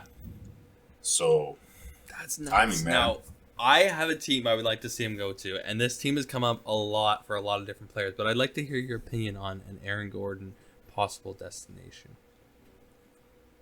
To be honest, when I was going to come in, so I was going to say Vucevic, Aaron Gordon, and I was going to talk about Mo Bamba. I was going to talk about these 3 players are the guys that should try to get rid of, get as much value you can get back. Mo Bamba is another guy that they get rid of, but for a destination, I didn't have anybody in mind, and I want to hear your opinion. Who do you want Aaron Gordon to go to? So I've heard Mo Bamba to the Lakers, which would be interesting. I would like to see Aaron Gordon play for the Portland Trailblazers. I think I heard about that, and I like that. That's interesting. Here's why. And that would be funny because Derrick Jones Jr. is playing there. Exactly. Right? Yeah. I was waiting for that. Yeah. That would be an interesting team putting them together. But at the same time, as I say that, I do think of that. Because Derrick Jones Jr., I was just watching them last night play against the Mavs. He's kind of lurking around the rim. He's the guy that gets a rebound, easily putting it up. He might not be as good of a shooter, as good of a playmaker as Aaron Gordon. Yeah. So I think the upgrade there might not be as much of a difference, but it would be a good matchup. I do want to see Aaron Gordon get out, though. He's definitely him, and I talk about Mo Bamba because these are guys, and even Markelle Fultz to some extent. Yeah. These are guys that are talented, but Orlando Magic have not been able to develop them into things that organization. Yeah, and they've changed some coaches. I think Frank Vogel was there a few years ago, and he just got out because it's just not a good organization right now. Yeah, I mean, when we talk, it seems like there's a lot of centers, a lot of big men that are, available this trade deadline. Obviously, most notably being Andre Drummond. We mentioned Lamarcus Aldridge, and I think Vucevic is another one of those guys, an all-star that can possibly be moved. But, it's fun to talk about all these trades and see where they're going and where we think that they should go and where they should land. But you also have to remember that when you make a trade, players go both ways, right? So you're not just getting Vucevic for free. You're not getting Drummond for free. Hopefully not, at least. But these players, these teams have to keep in mind that, sure, Aaron Gordon would look nice with the Trailblazers, but who are you giving up? Sure, Vucevic would look nice with whoever, but who are you giving up, right? So, yeah, but I definitely think that the Houston Rockets and the Orlando Magic are two teams that really should just be kind of blowing it up right now. Yeah, and the Magic are right now in the 14th seed, 2 games. They're 2 games above the last seed in the East. Mm-hmm. And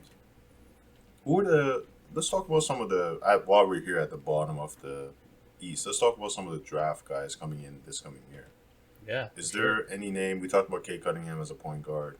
Is there any other name, or is there anybody that you look at and you look at the Magic and you say, okay, if this guy goes there, he might have a similar effect to LaMelo Ball and with the Hornets? Yeah. So I'm a big, for people that are listening, for people that are watching, I'm a big NCAA fan. 2 players, obviously Cade Cunningham is that guy. He's flashy. He's most likely going to be the first overall pick. A 6'8" point guard that can probably play 3 positions. Similar to a LaMelo Ball or a Luka Doncic. Maybe not the play style, but that ability to play 3 different positions. Right. Another 2 players I like are Jalen Suggs out of Gonzaga, who's a point guard, and Evan Mobley out of USC. He's a power forward 5.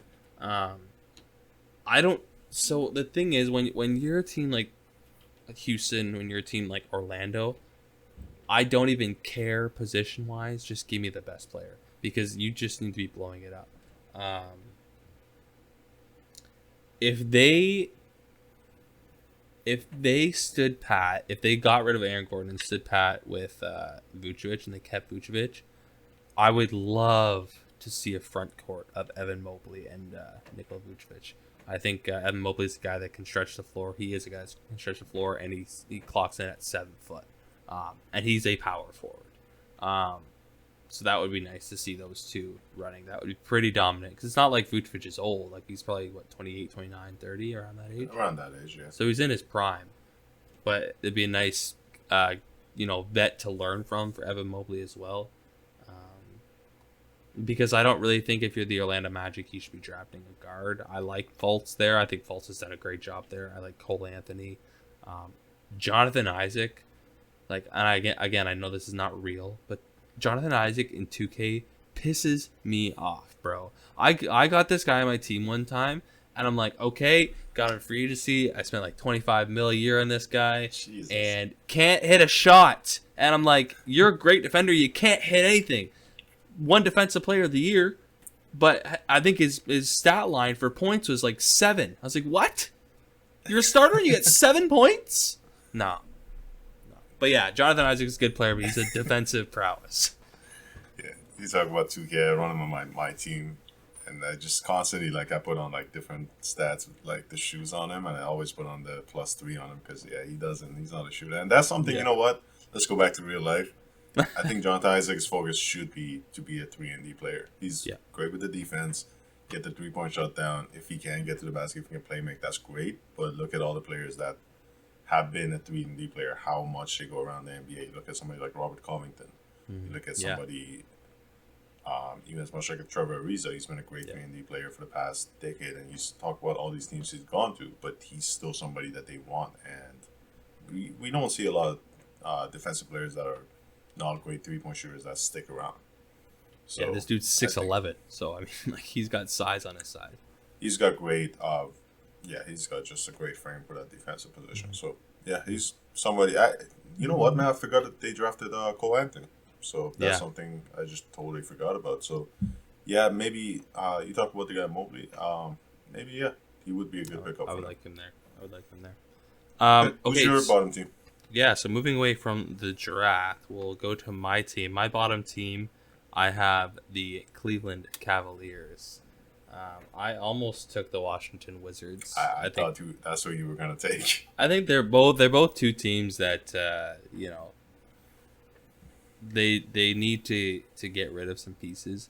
I like the future of the Cavs more than I like the future of the Washington Wizards. I have no idea what the Wizards are. You've got a guy in Rui Hachimura, Denny Abdia, who I know you're not a big fan of. I'm so happy we didn't take him. We'll get to my Bulls in a second, but I'm so happy. Yeah. You had him going to the Bulls, and I disagree with you, and I'm happy we didn't take that guy. But yeah, go ahead. Yeah. But with the Cleveland Cavaliers, man, like we talked about it a bit earlier, Jared Allen, did they give him did he sign the contract or was it proposed? They're kind of just working around it. The idea is, the rumors is that they're going to probably offer something around that number, $100 million, probably 4-year extension. So you got Jared Allen, you got Isaac Okoro, who was drafted last year, great player. I love Isaac Okoro at the 3. You got Sexton. You're gonna use my word. He's a dog, bro. That guy fights, and that guy does not understand that, like, if he's got LeBron coming down on him, he's like, no, I'm gonna guard this guy like it's some scrub at the YMCA. Like, he goes hard. And then you got Darius Garland. So they have a nice kind of young future. I think they really are a superstar piece away from being one of those dominant upcoming teams. But Drummond, man, you need to get at something for Drummond. Something, man. Because if you let this dude walk, like, what was the trade that they even made to get Drummond? It was to Detroit. Yeah, I forgot what they gave up, actually. But they gave up, like, a bunch of second-round picks. At the time, everybody looked at the trade and said, Detroit is just giving up Drummond for nothing at that point. Yeah. And at the time, it was something that everybody looked at as similar to the Wiggins and D'Angelo Russell trade, as a one-sided trade, but now it's looking at like it's the opposite side. One name I do want to go back to while you check the Drummond trade is Colin Sexton. I've been watching this guy since he was coming up in high school. He had a little rivalry with Jalen Hands before he went to, I think he went to Alabama, yeah. And there was a story that, I don't know if you heard this or if the listeners have heard this, but there was a game that he played for Alabama, and they had a bunch of guys that was injured, and they had or I think there was a brawl on the court or something. Basically, they had to play 3v5. Yeah. And they came back and they almost won the game. I forgot what the team was, but they almost won the game. Yeah. And this guy was everywhere. This guy, as you said, he has a dog in him. And this guy, we saw him against the Nets this year. He was going crazy. He was pulling up threes, coming up the court, pulling it in Kyrie's face. Yeah, dude. He's a savage. I told you guys, that game, they played back-to-back. The first game, I remember watching it, and I just turned it on like it was towards the end of the second overtime. And I just watched this guy, like they were down by 3. He drains the 3 over the second overtime. They go into it. He just keeps shooting. And every shot, I told you guys, I was watching, I'm like, nah, this ain't going in. This is not going in yet. No way. This guy, dude, he's that dude. And I would want to see them to build around him. Mm-hmm. I would love that. Again, I don't think he's that piece that can be, the number one. But we talked about a guy like Kyle Lowry before.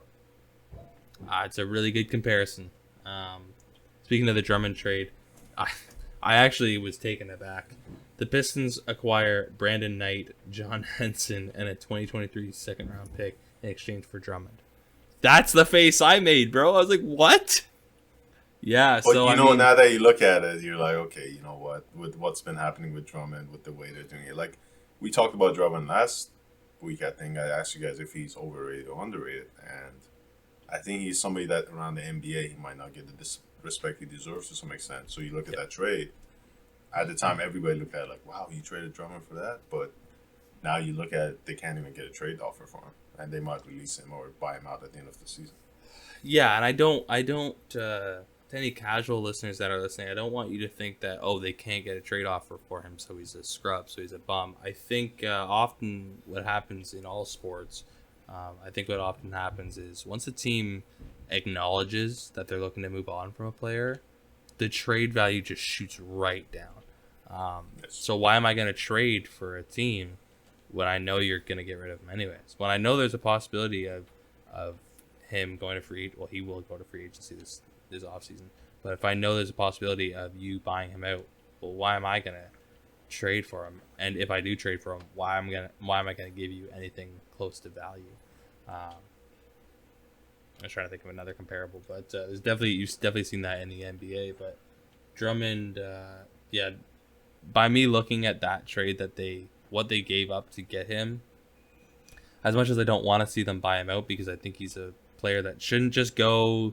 It's not the Blake Griffin scenario. Don't go to the Nets and rebuild your career. It's like, no, go to a team. Like, you don't need to go to, like, the Magic or whatever, but, like, go to a team where you can be a piece, but you're not, like, going to overpower it. Like, I'm going to lose my mind if he goes to the Lakers. I don't even want him to go to the Clippers. Don't go to the Clippers either. You don't want him on your team? I would love him, but don't.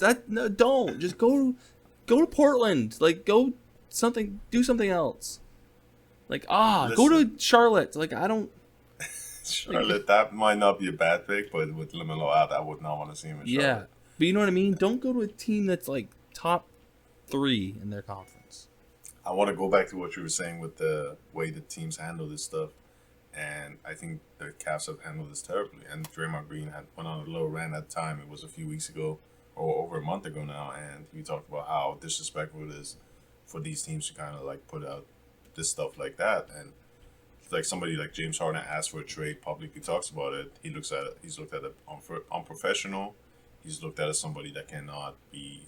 He's not good in the locker room. But when a team publicly makes it look like they want to get rid of Drummond, they ask him to not dress up before a game. He's available, but they sit him. He has to come to the court with a hoodie on, with regular clothes on. He wants to play. The guy wants to compete, but the team publicly makes it look like they do not want him. So, yeah, his traded value definitely goes down. That's just the bad way of handling things. And if they just kept it to seem to look like that, hey, we want this guy, we're probably going to bring him back next year. And then a trade-off for somebody's like, hey, I know this is a reach. It's just a way of negotiating, man. And I don't think there's a lot of trade offers for him. And you listeners that are casual fans, I think you got to look at somebody like Drummond as a player that is serviceable, but his contract and the way that he's played with the teams he's been in has made it look like he's not as valuable, but he can still be a serviceable center in the NBA. Yeah, I'm just taking a peek at the standings right now. And like I said, I don't want a team in the top 3 seeding to get him. Just taking a quick peek. Like, I know they have Capella and John Collins. I know John Collins is... What's that? I knew you were going to say the Hawks. I know they wouldn't trade John Collins to the Cavs because I know, even though they are looking to trade John Collins, they don't need to trade John Collins to get Andre Drummond. But the Hawks would be a team. The Knicks would be a team. I did mention the Hornets briefly. Possibly the Pacers. I know they have Miles Turner there. Then over in the West, they've got, the Trailblazers, the Mavericks. One of those teams. I'm fine with that. Yeah. One of those middle teams. I want to see where he goes to once he gets bought out. I definitely would love to see him with a somewhat a contender, to see him be able to be in a system that he can be serviceable, to see his worth again. Because the past few years, we definitely haven't seen him do well, and he is somebody that I would love to see back in the NBA. The other thing I was going to talk about is that we're in a weird time that the centers are probably the least valuable position in the league right now. We've seen it, of course, with the rise of Jokic and Embiid and maybe Karl-Anthony Towns and Colbert, but once you go past that tier, it's kind of like all over the place, and you don't have anybody that you want to give up a lot of money for. Right now, it's a guards and forwards league, and you do not see a lot of big contracts going out for centers. Mm-hmm. So now I want to hear your opinion on what the Chi-Town Bulls should be doing, because I have some thoughts around a guy in Lowry Markkanen. Stop! No. Don't. Are you gonna? What are you gonna? Are you gonna pay him in the offseason? Absolutely. What if he comes to you and says the Sacramento Kings offer me $25 million? I'm gonna take it unless you. Zach LaVine did that, and we matched it, and we're gonna match it with Lowry. Okay. Hey, bro, listen, Lowry. I like him. He's 7'3", he can shoot, but I don't know. No, he's coming back, bro. I was watching him last night. He was getting buckets. Okay. He was, dude. Last time was a fun game for the Bulls. I do want to talk about some other pieces, but I think Lowry is doing well. And first, I want to begin with thanking Bill Donovan. Yeah, 100%. 100%. I was watching the highlights last night. Oh, fuck that guy, bro. Don't talk about him. The one that shall not be named. I was watching the highlights last night, man. I low-key almost had a tear coming down my eyes because just seeing my team, making cuts, this guy, coming for a handoff, making the pass to the corner, and then kind of, moving the ball to the wing for the open man. I almost had a tear run down my face. It's just like, man, look at my team. It's just doing so well. One guy I do want to talk about, and I'm going to get to what I think my team needs. One guy I do want to give credit for is Thad Young. He is very exciting. I watched his passing last night. I'm not gonna compare the two players, but I'm gonna say his passing is very Magic Johnson-esque. Okay. No, I know you're not comparing the players. I just didn't think. I was like, maybe it's Draymond Green. Like, who's he comparing it to? Okay. No, sir. He is offensively. I don't know. I don't watch him defensively a lot, and I think he's still a good veteran, smart player on defense. But he's not as good with Draymond Green. But offensively, with the passing, I've seen it. Oh my god, man! Just last night, I saw him make some beautiful passes. Passes that I was gonna say LeBron, because this guy. I want to talk about Pact Williams too, but he was cutting to the basket off a pick. And he threw the pass before he was in the position on the basket. I love that. Oh, bro, I just watched it, and for a moment, I was like, wait, who was? I had to bring it back. I had to watch it again. It's exciting. I love watching my team right now. And I want to talk about one thing I do not like about what they're doing. And we're going to talk about your picks of the week from last week. But we saw them these past week. They had 2 games that they were up by a lot. But they lost it down the stretch against San Antonio Spurs and the Denver Nuggets. So one thing I think they do need is another veteran piece. Somebody that could come in, that could kind of hold them, kind of slow it down for them. Have these pieces in that could definitely hold on to a lead at the end of the game.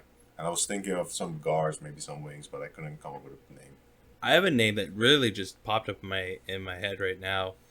So before I say this, should they be competing? Should they be trying to get a playoff spot and maybe making a bit of a run?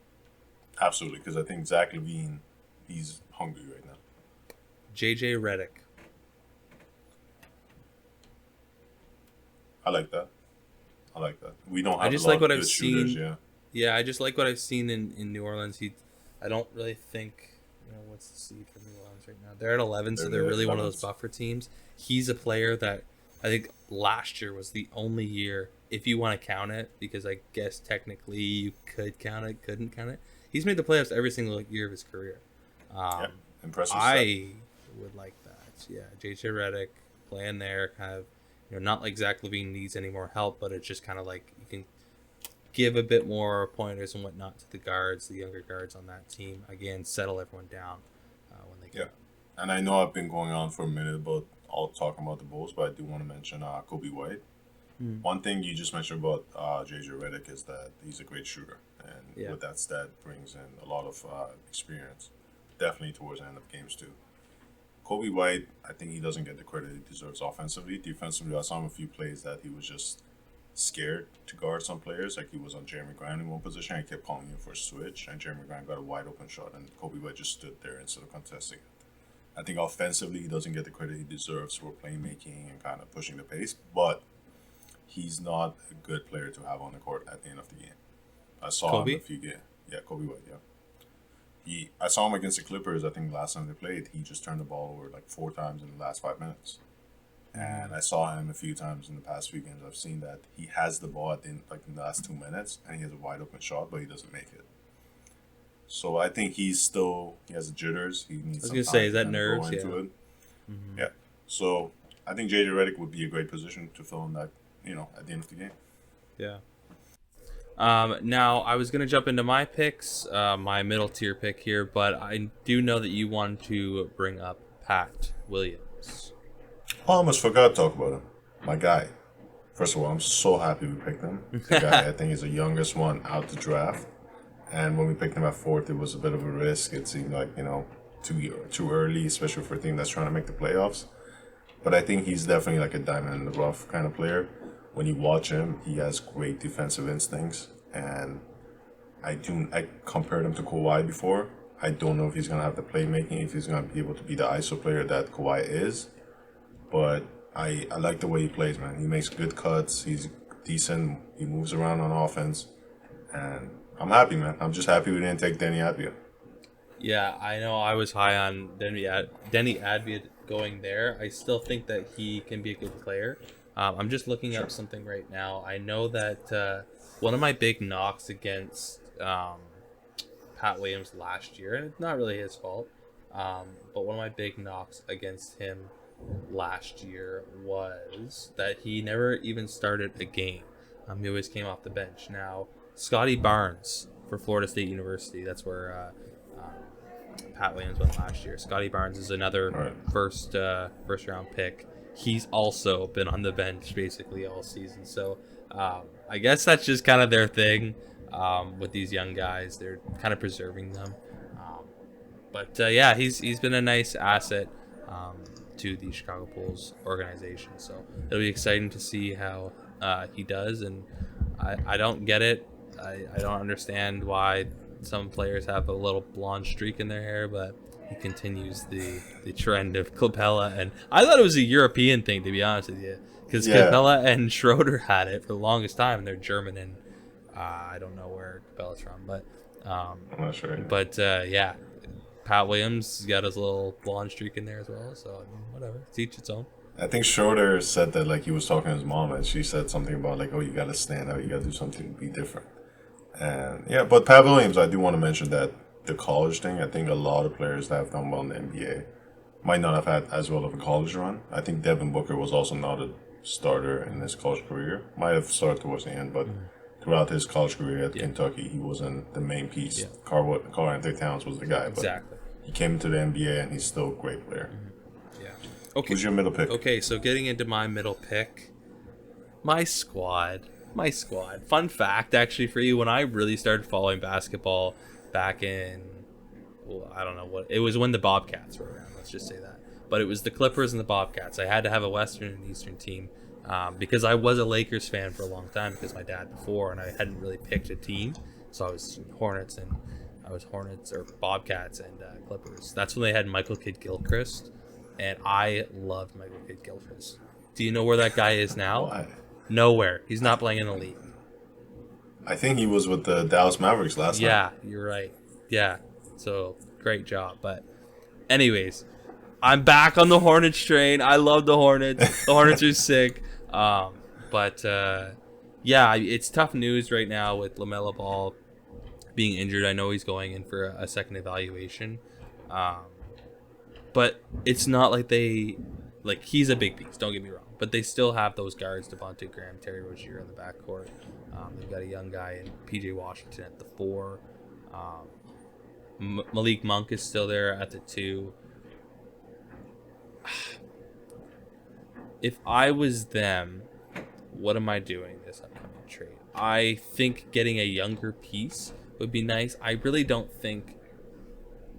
See, I'm of the belief if you don't think that you can compete, then don't try to give away assets to get an asset to compete. What's the point in winning a round or losing in the first round if you've traded something away that you could have built with? If I was to make a small tweak, one thing I would like to see Charlotte get is another big. They have Cody Zeller there. He's actually done pretty well this year. But maybe a guy in Detroit, Plumlee. It's either Mason or Miles Plumlee. There's 2 of them. Yeah. I like him. One thing, he's got a contract. I think he's making like $15-17 million. So if they can hold it, that'd be nice. Again, it's nothing big. I think it's a small tweak that would help improve their system. But with the LaMelo Ball injury, that'll be really interesting to see where they go from here. Obviously, they have Gordon Hayward, who's that guy right now for them. But I think building towards the future is the most important thing for the Charlotte Hornets. I like it. We've talked about this before. I said they definitely need another big. And I can't think of a lot of pieces right now because as you talk about it, they need young pieces right now. Yeah. Gordon Hayward is probably a good leader at that position. And you know what I just thought about is Terry Rozier and Gordon Hayward had issues when they were back in the Celtics. And I think Terry Rozier went on first take and talked about the second season that he was playing, the last season he played with the Celtics, that it was rough with Gordon Hayward and Kyrie coming back and his role had to change. And now that they're playing great together and Scary Terry's doing his thing. Exactly. And one piece, again, like I mentioned, if you're a team, it's great to have these possibilities of who you can potentially get, but you also have to remember that you have to give something up in return. A young, big, that's the team is looking to move on from. I think for John Collins, that'd be nice. But again, who are you giving up to get him? That's the main thing that you need keep in mind. But a big would be nice for them to get, just to even kind of give them a bit of a push, maybe some veteran experience for the future. Where do you stand with Malik Monk? Malik Monk? I don't know. I think he's a second unit guy. I think he's a nice off the bench piece, 6'7" man. I think he's perfect in that role. I think he's like 24, 25. I think if you give maybe him too much responsibility, it starts to take away from his game. I think he's a great spot up shooter. He's a great 3 guy. His defense needs a bit of work, but I like him coming off the bench. I like him leading a second unit versus being a part of that primary unit. Fair enough. All right, who do you have for your top tier? My top tier is the ever surprising Atlanta Hawks. The Atlanta Hawks are sitting at a 4 seed right now. Last time we recorded, they were out of the top 10. That's nuts. And the biggest difference is their coach. They made the coaching change. Nate McMillan, I think, is now leading the pack there, and he was literally just an interim coach. I'm pretty sure he's earned himself a head coaching position as they won 8 or 9 games straight. But Atlanta's weird. As I just mentioned, they have John Collins, and they're looking to move on from John Collins, I think because of the contract. He's up at the end of the season. They're going to, similar to a Lauri Markkanen, they know they're going to have to pay him, and I don't think they want to. I think they see something in John Collins that they're not so confident in. I like him as a shooter. Needs to put on a bit of weight, in my opinion. But, I'm not really sure who they should be going after. But I think right now for this season, if you're going to be moving John Collins, you're going to want to get a bigger piece, probably at the 3. I like the Kevin Huerter and the Trae Young in the backcourt. I think Capella is a nice piece. I think he's kind of low-key. A lot of people don't really value Clint Capella, but I think getting a 3 and kind of strengthening that position would be important because, look, like I mentioned this probably the last podcast, but when they came into the seasons, I did have high hopes for the Atlanta Hawks because I looked at them and I genuinely thought this is the deepest team in the league. They are covered through the bench on every single position. So I'm happy that they're here. It's taken them a bit of time to get here, but I think John Collins, that will be the key piece for them moving forward because I think he does have an impact. But if you're looking to move on from him because of contract, what are you getting in return? I think this is last year in his contract. Yeah. Yeah, and if I'm the Hawks, sure you try to trade him, but I don't know if the market for him is that high right now, and I don't know if you do want to trade him right now with his low value. Maybe you kind of hold on to him, try to do a sign and trade. Maybe you sign him and maybe trade him in the middle of the season next year. But right now, man, it's, a few weeks ago we talked about them, and I asked you guys, do you think a team like the Hawks that is just had a coaching change and is now looking hopeful, do you think they can turn it around and come back? And you talked about an NFL team a few years ago that did that. I think it was the St. Louis. Mm-hmm. Yeah. Yeah, and the Hawks are doing it right now. And I think Nate McMillan doesn't get the respect he deserves because people forget this guy was the Pacers coach for the past 5-6 years. Yeah. And they were in the playoffs. They were a consistent 4 seed for the past 4 or 5 years. Even when they went up against LeBron in the 2018 playoffs, they took the Cavs team that went to the finals to 7 games with Victor Oladipo. And Thad Young was there and these other guys that did really good in that system. But Nate McMillan has been a great NBA coach that just took on this position. And because of Lloyd Pierce's firing, he's now able to lead this team to the position that they are in. Yeah. So I'm happy for them.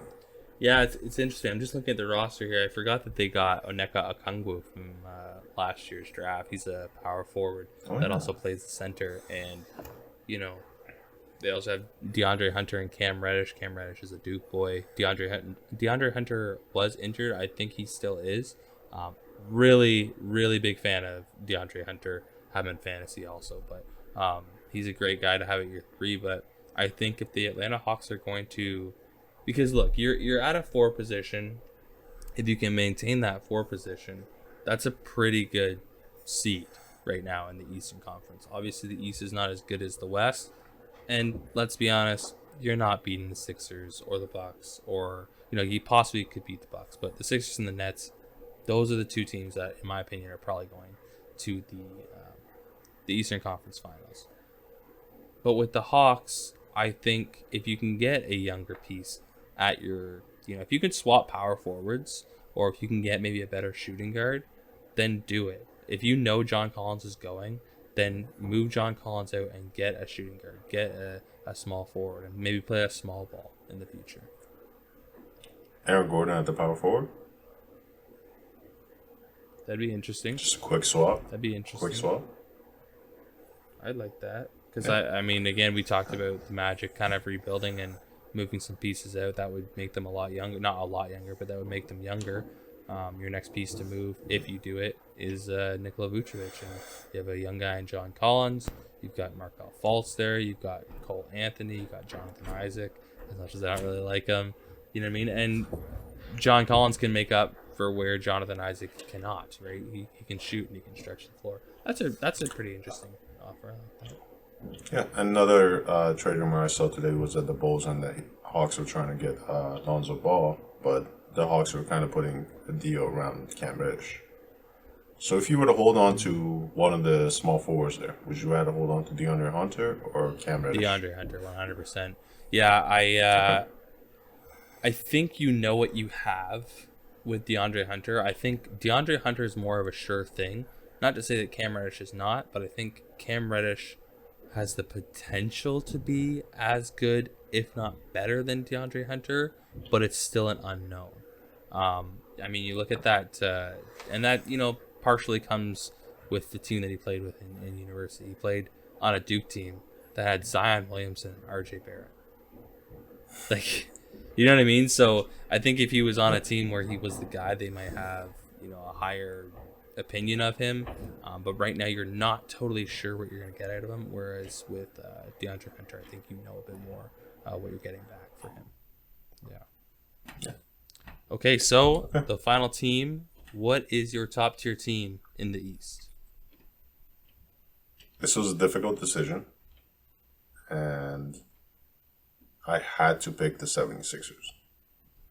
Now, they're the first seed. They're won 30 games, and when I look at them, I was watching their highlights last night against the Knicks. One thing we should mention is the Knicks are now the 7th seed and Celtics are 6th seed. When we were planning around this, it was the opposite way, and the Knicks were the 6th seed. But because of the loss last night, we're going to get to the game in a little bit.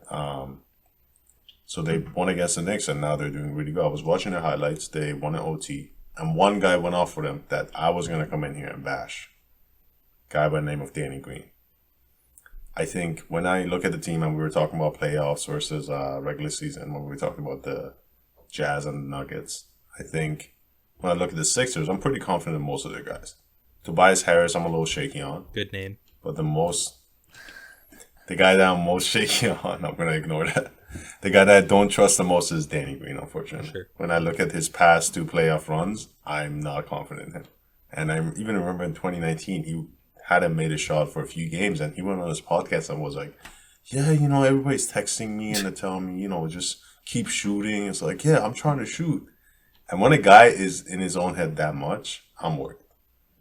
And one guy that I was going to come in here and say is, this might be a wild trade, but I think it's very possible with the pieces that Philadelphia has and with this guy's position in his team.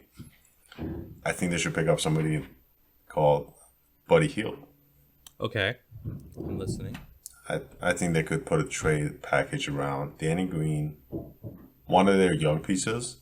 I forgot the names of a lot of the guys that just came in this year. Tyrese Maxey.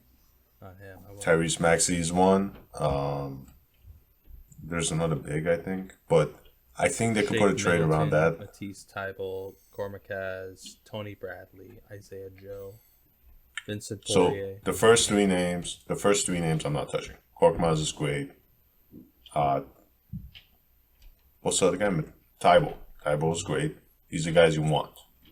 But some of those other guys I would definitely put in a package with some picks and get Buddy Hield. When you look at the Sacramento Kings right now, they got De'Aaron Fox, you got Tyrese Halliburton. I think Buddy Hield's position is kind of all over the place. And he's had a bad history with that team.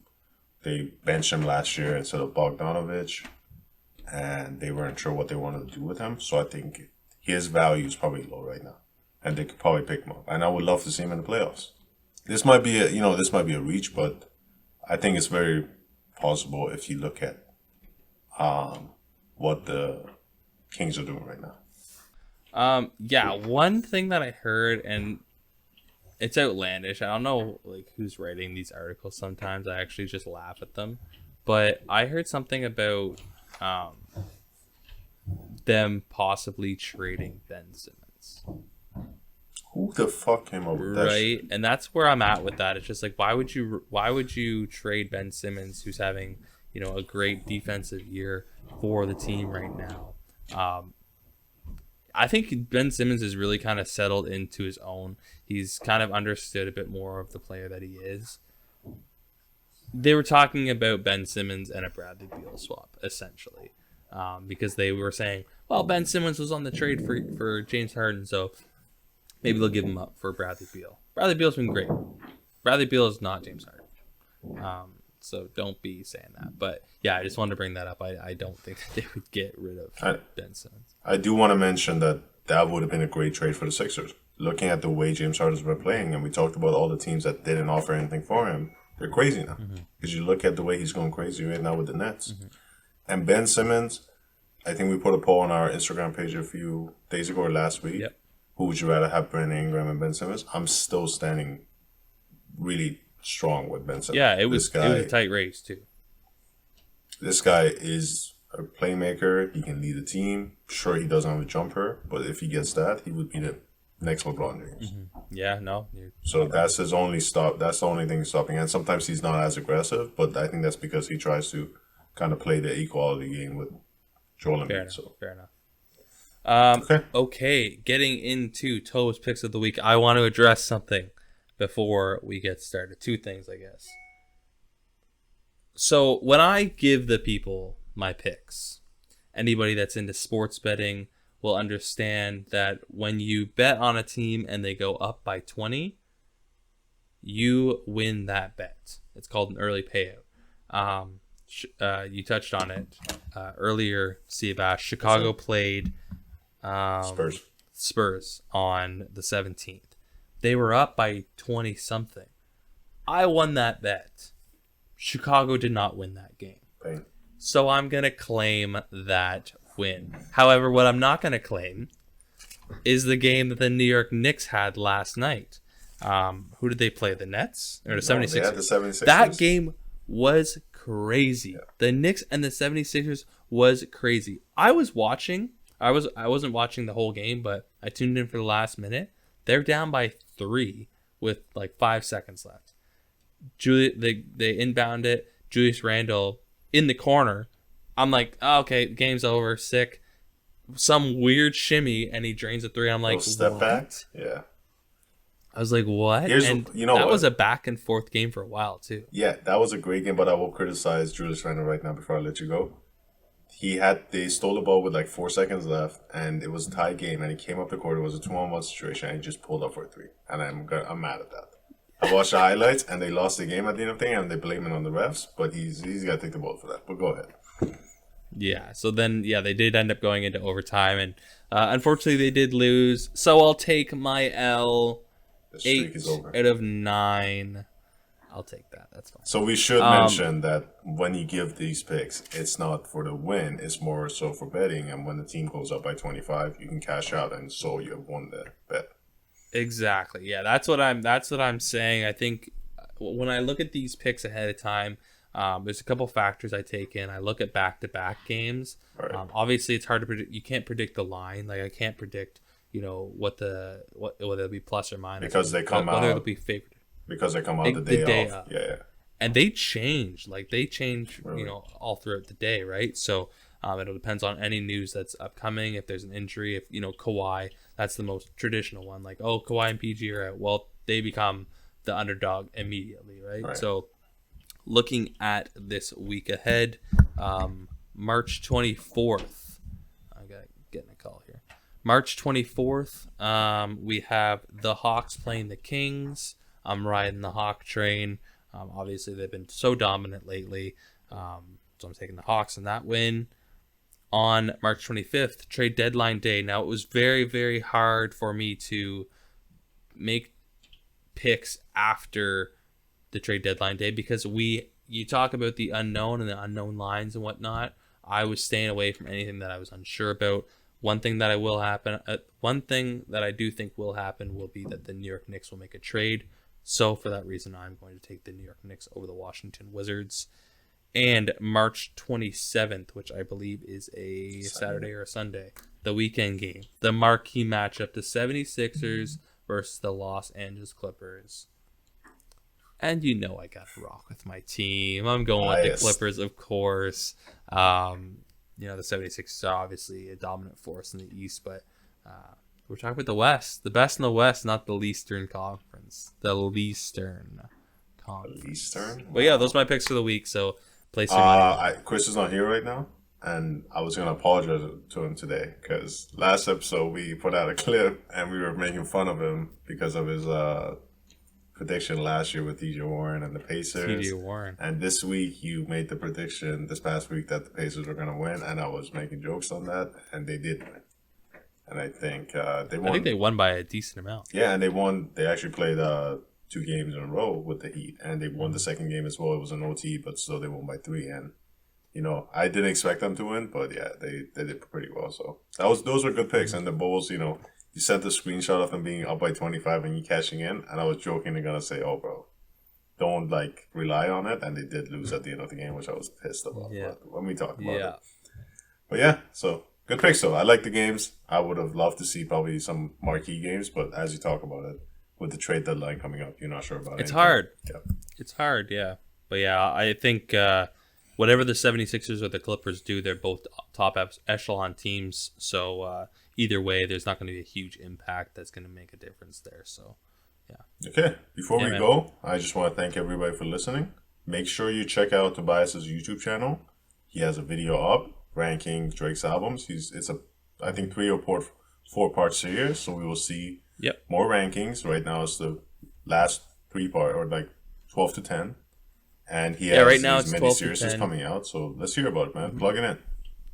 Yeah, for sure. Thanks, Subash. So yeah, I've got the YouTube channel. It's my name, Tobias Barkley. Lob It Up, yeah. Lob It Up. But right now I'm kind of getting back on the YouTube train. Obviously I do these podcasts with you guys and then with Dustin as well, but I want to get back on what kind of inspired me to get this all going. So right now doing the ranking of Drake's albums, 4-part series, doing 12 to 10 right now. It's out on YouTube, which drops Sunday. New video will drop every Sunday, but thank you for the inspiration from Sea of Ash. I'm also going to be releasing my single album breakdown. So Monday, Wednesday, so you'll be hearing this for Tuesday, but Monday, Wednesday, and Friday on my Instagram, Tobias X Barkley, and on YouTube, I'll be dropping the single album breakdown, just kind of going into my discussion on the main video. So when they hear this on Tuesday, the first ranking will be out on Instagram. Mm-hmm. Okay. Yeah, room for improvement. My breakdown on that will be up on Instagram. Amazing. And shout out Dustin Taylor Podcast. Make sure you guys check that out as well. Mm-hmm. We gotta start plugging these things in, Exactly, right? Yeah. Yes, sir. Yeah, make sure you're following us on Instagram, listen on Spotify, all that yes, stuff. Yes, sir, on YouTube. Appreciate it. These visuals. Yes, sir. Yes, sir. Coming with the heat with the visuals. Yes, sir. All right. Yeah. I think that's a good plug. Okay, so this was the 6th episode of the Lob It Up Podcast. Thank you for listening. Make sure you're checking us out on all of our platforms, and we will see you next week. Peace.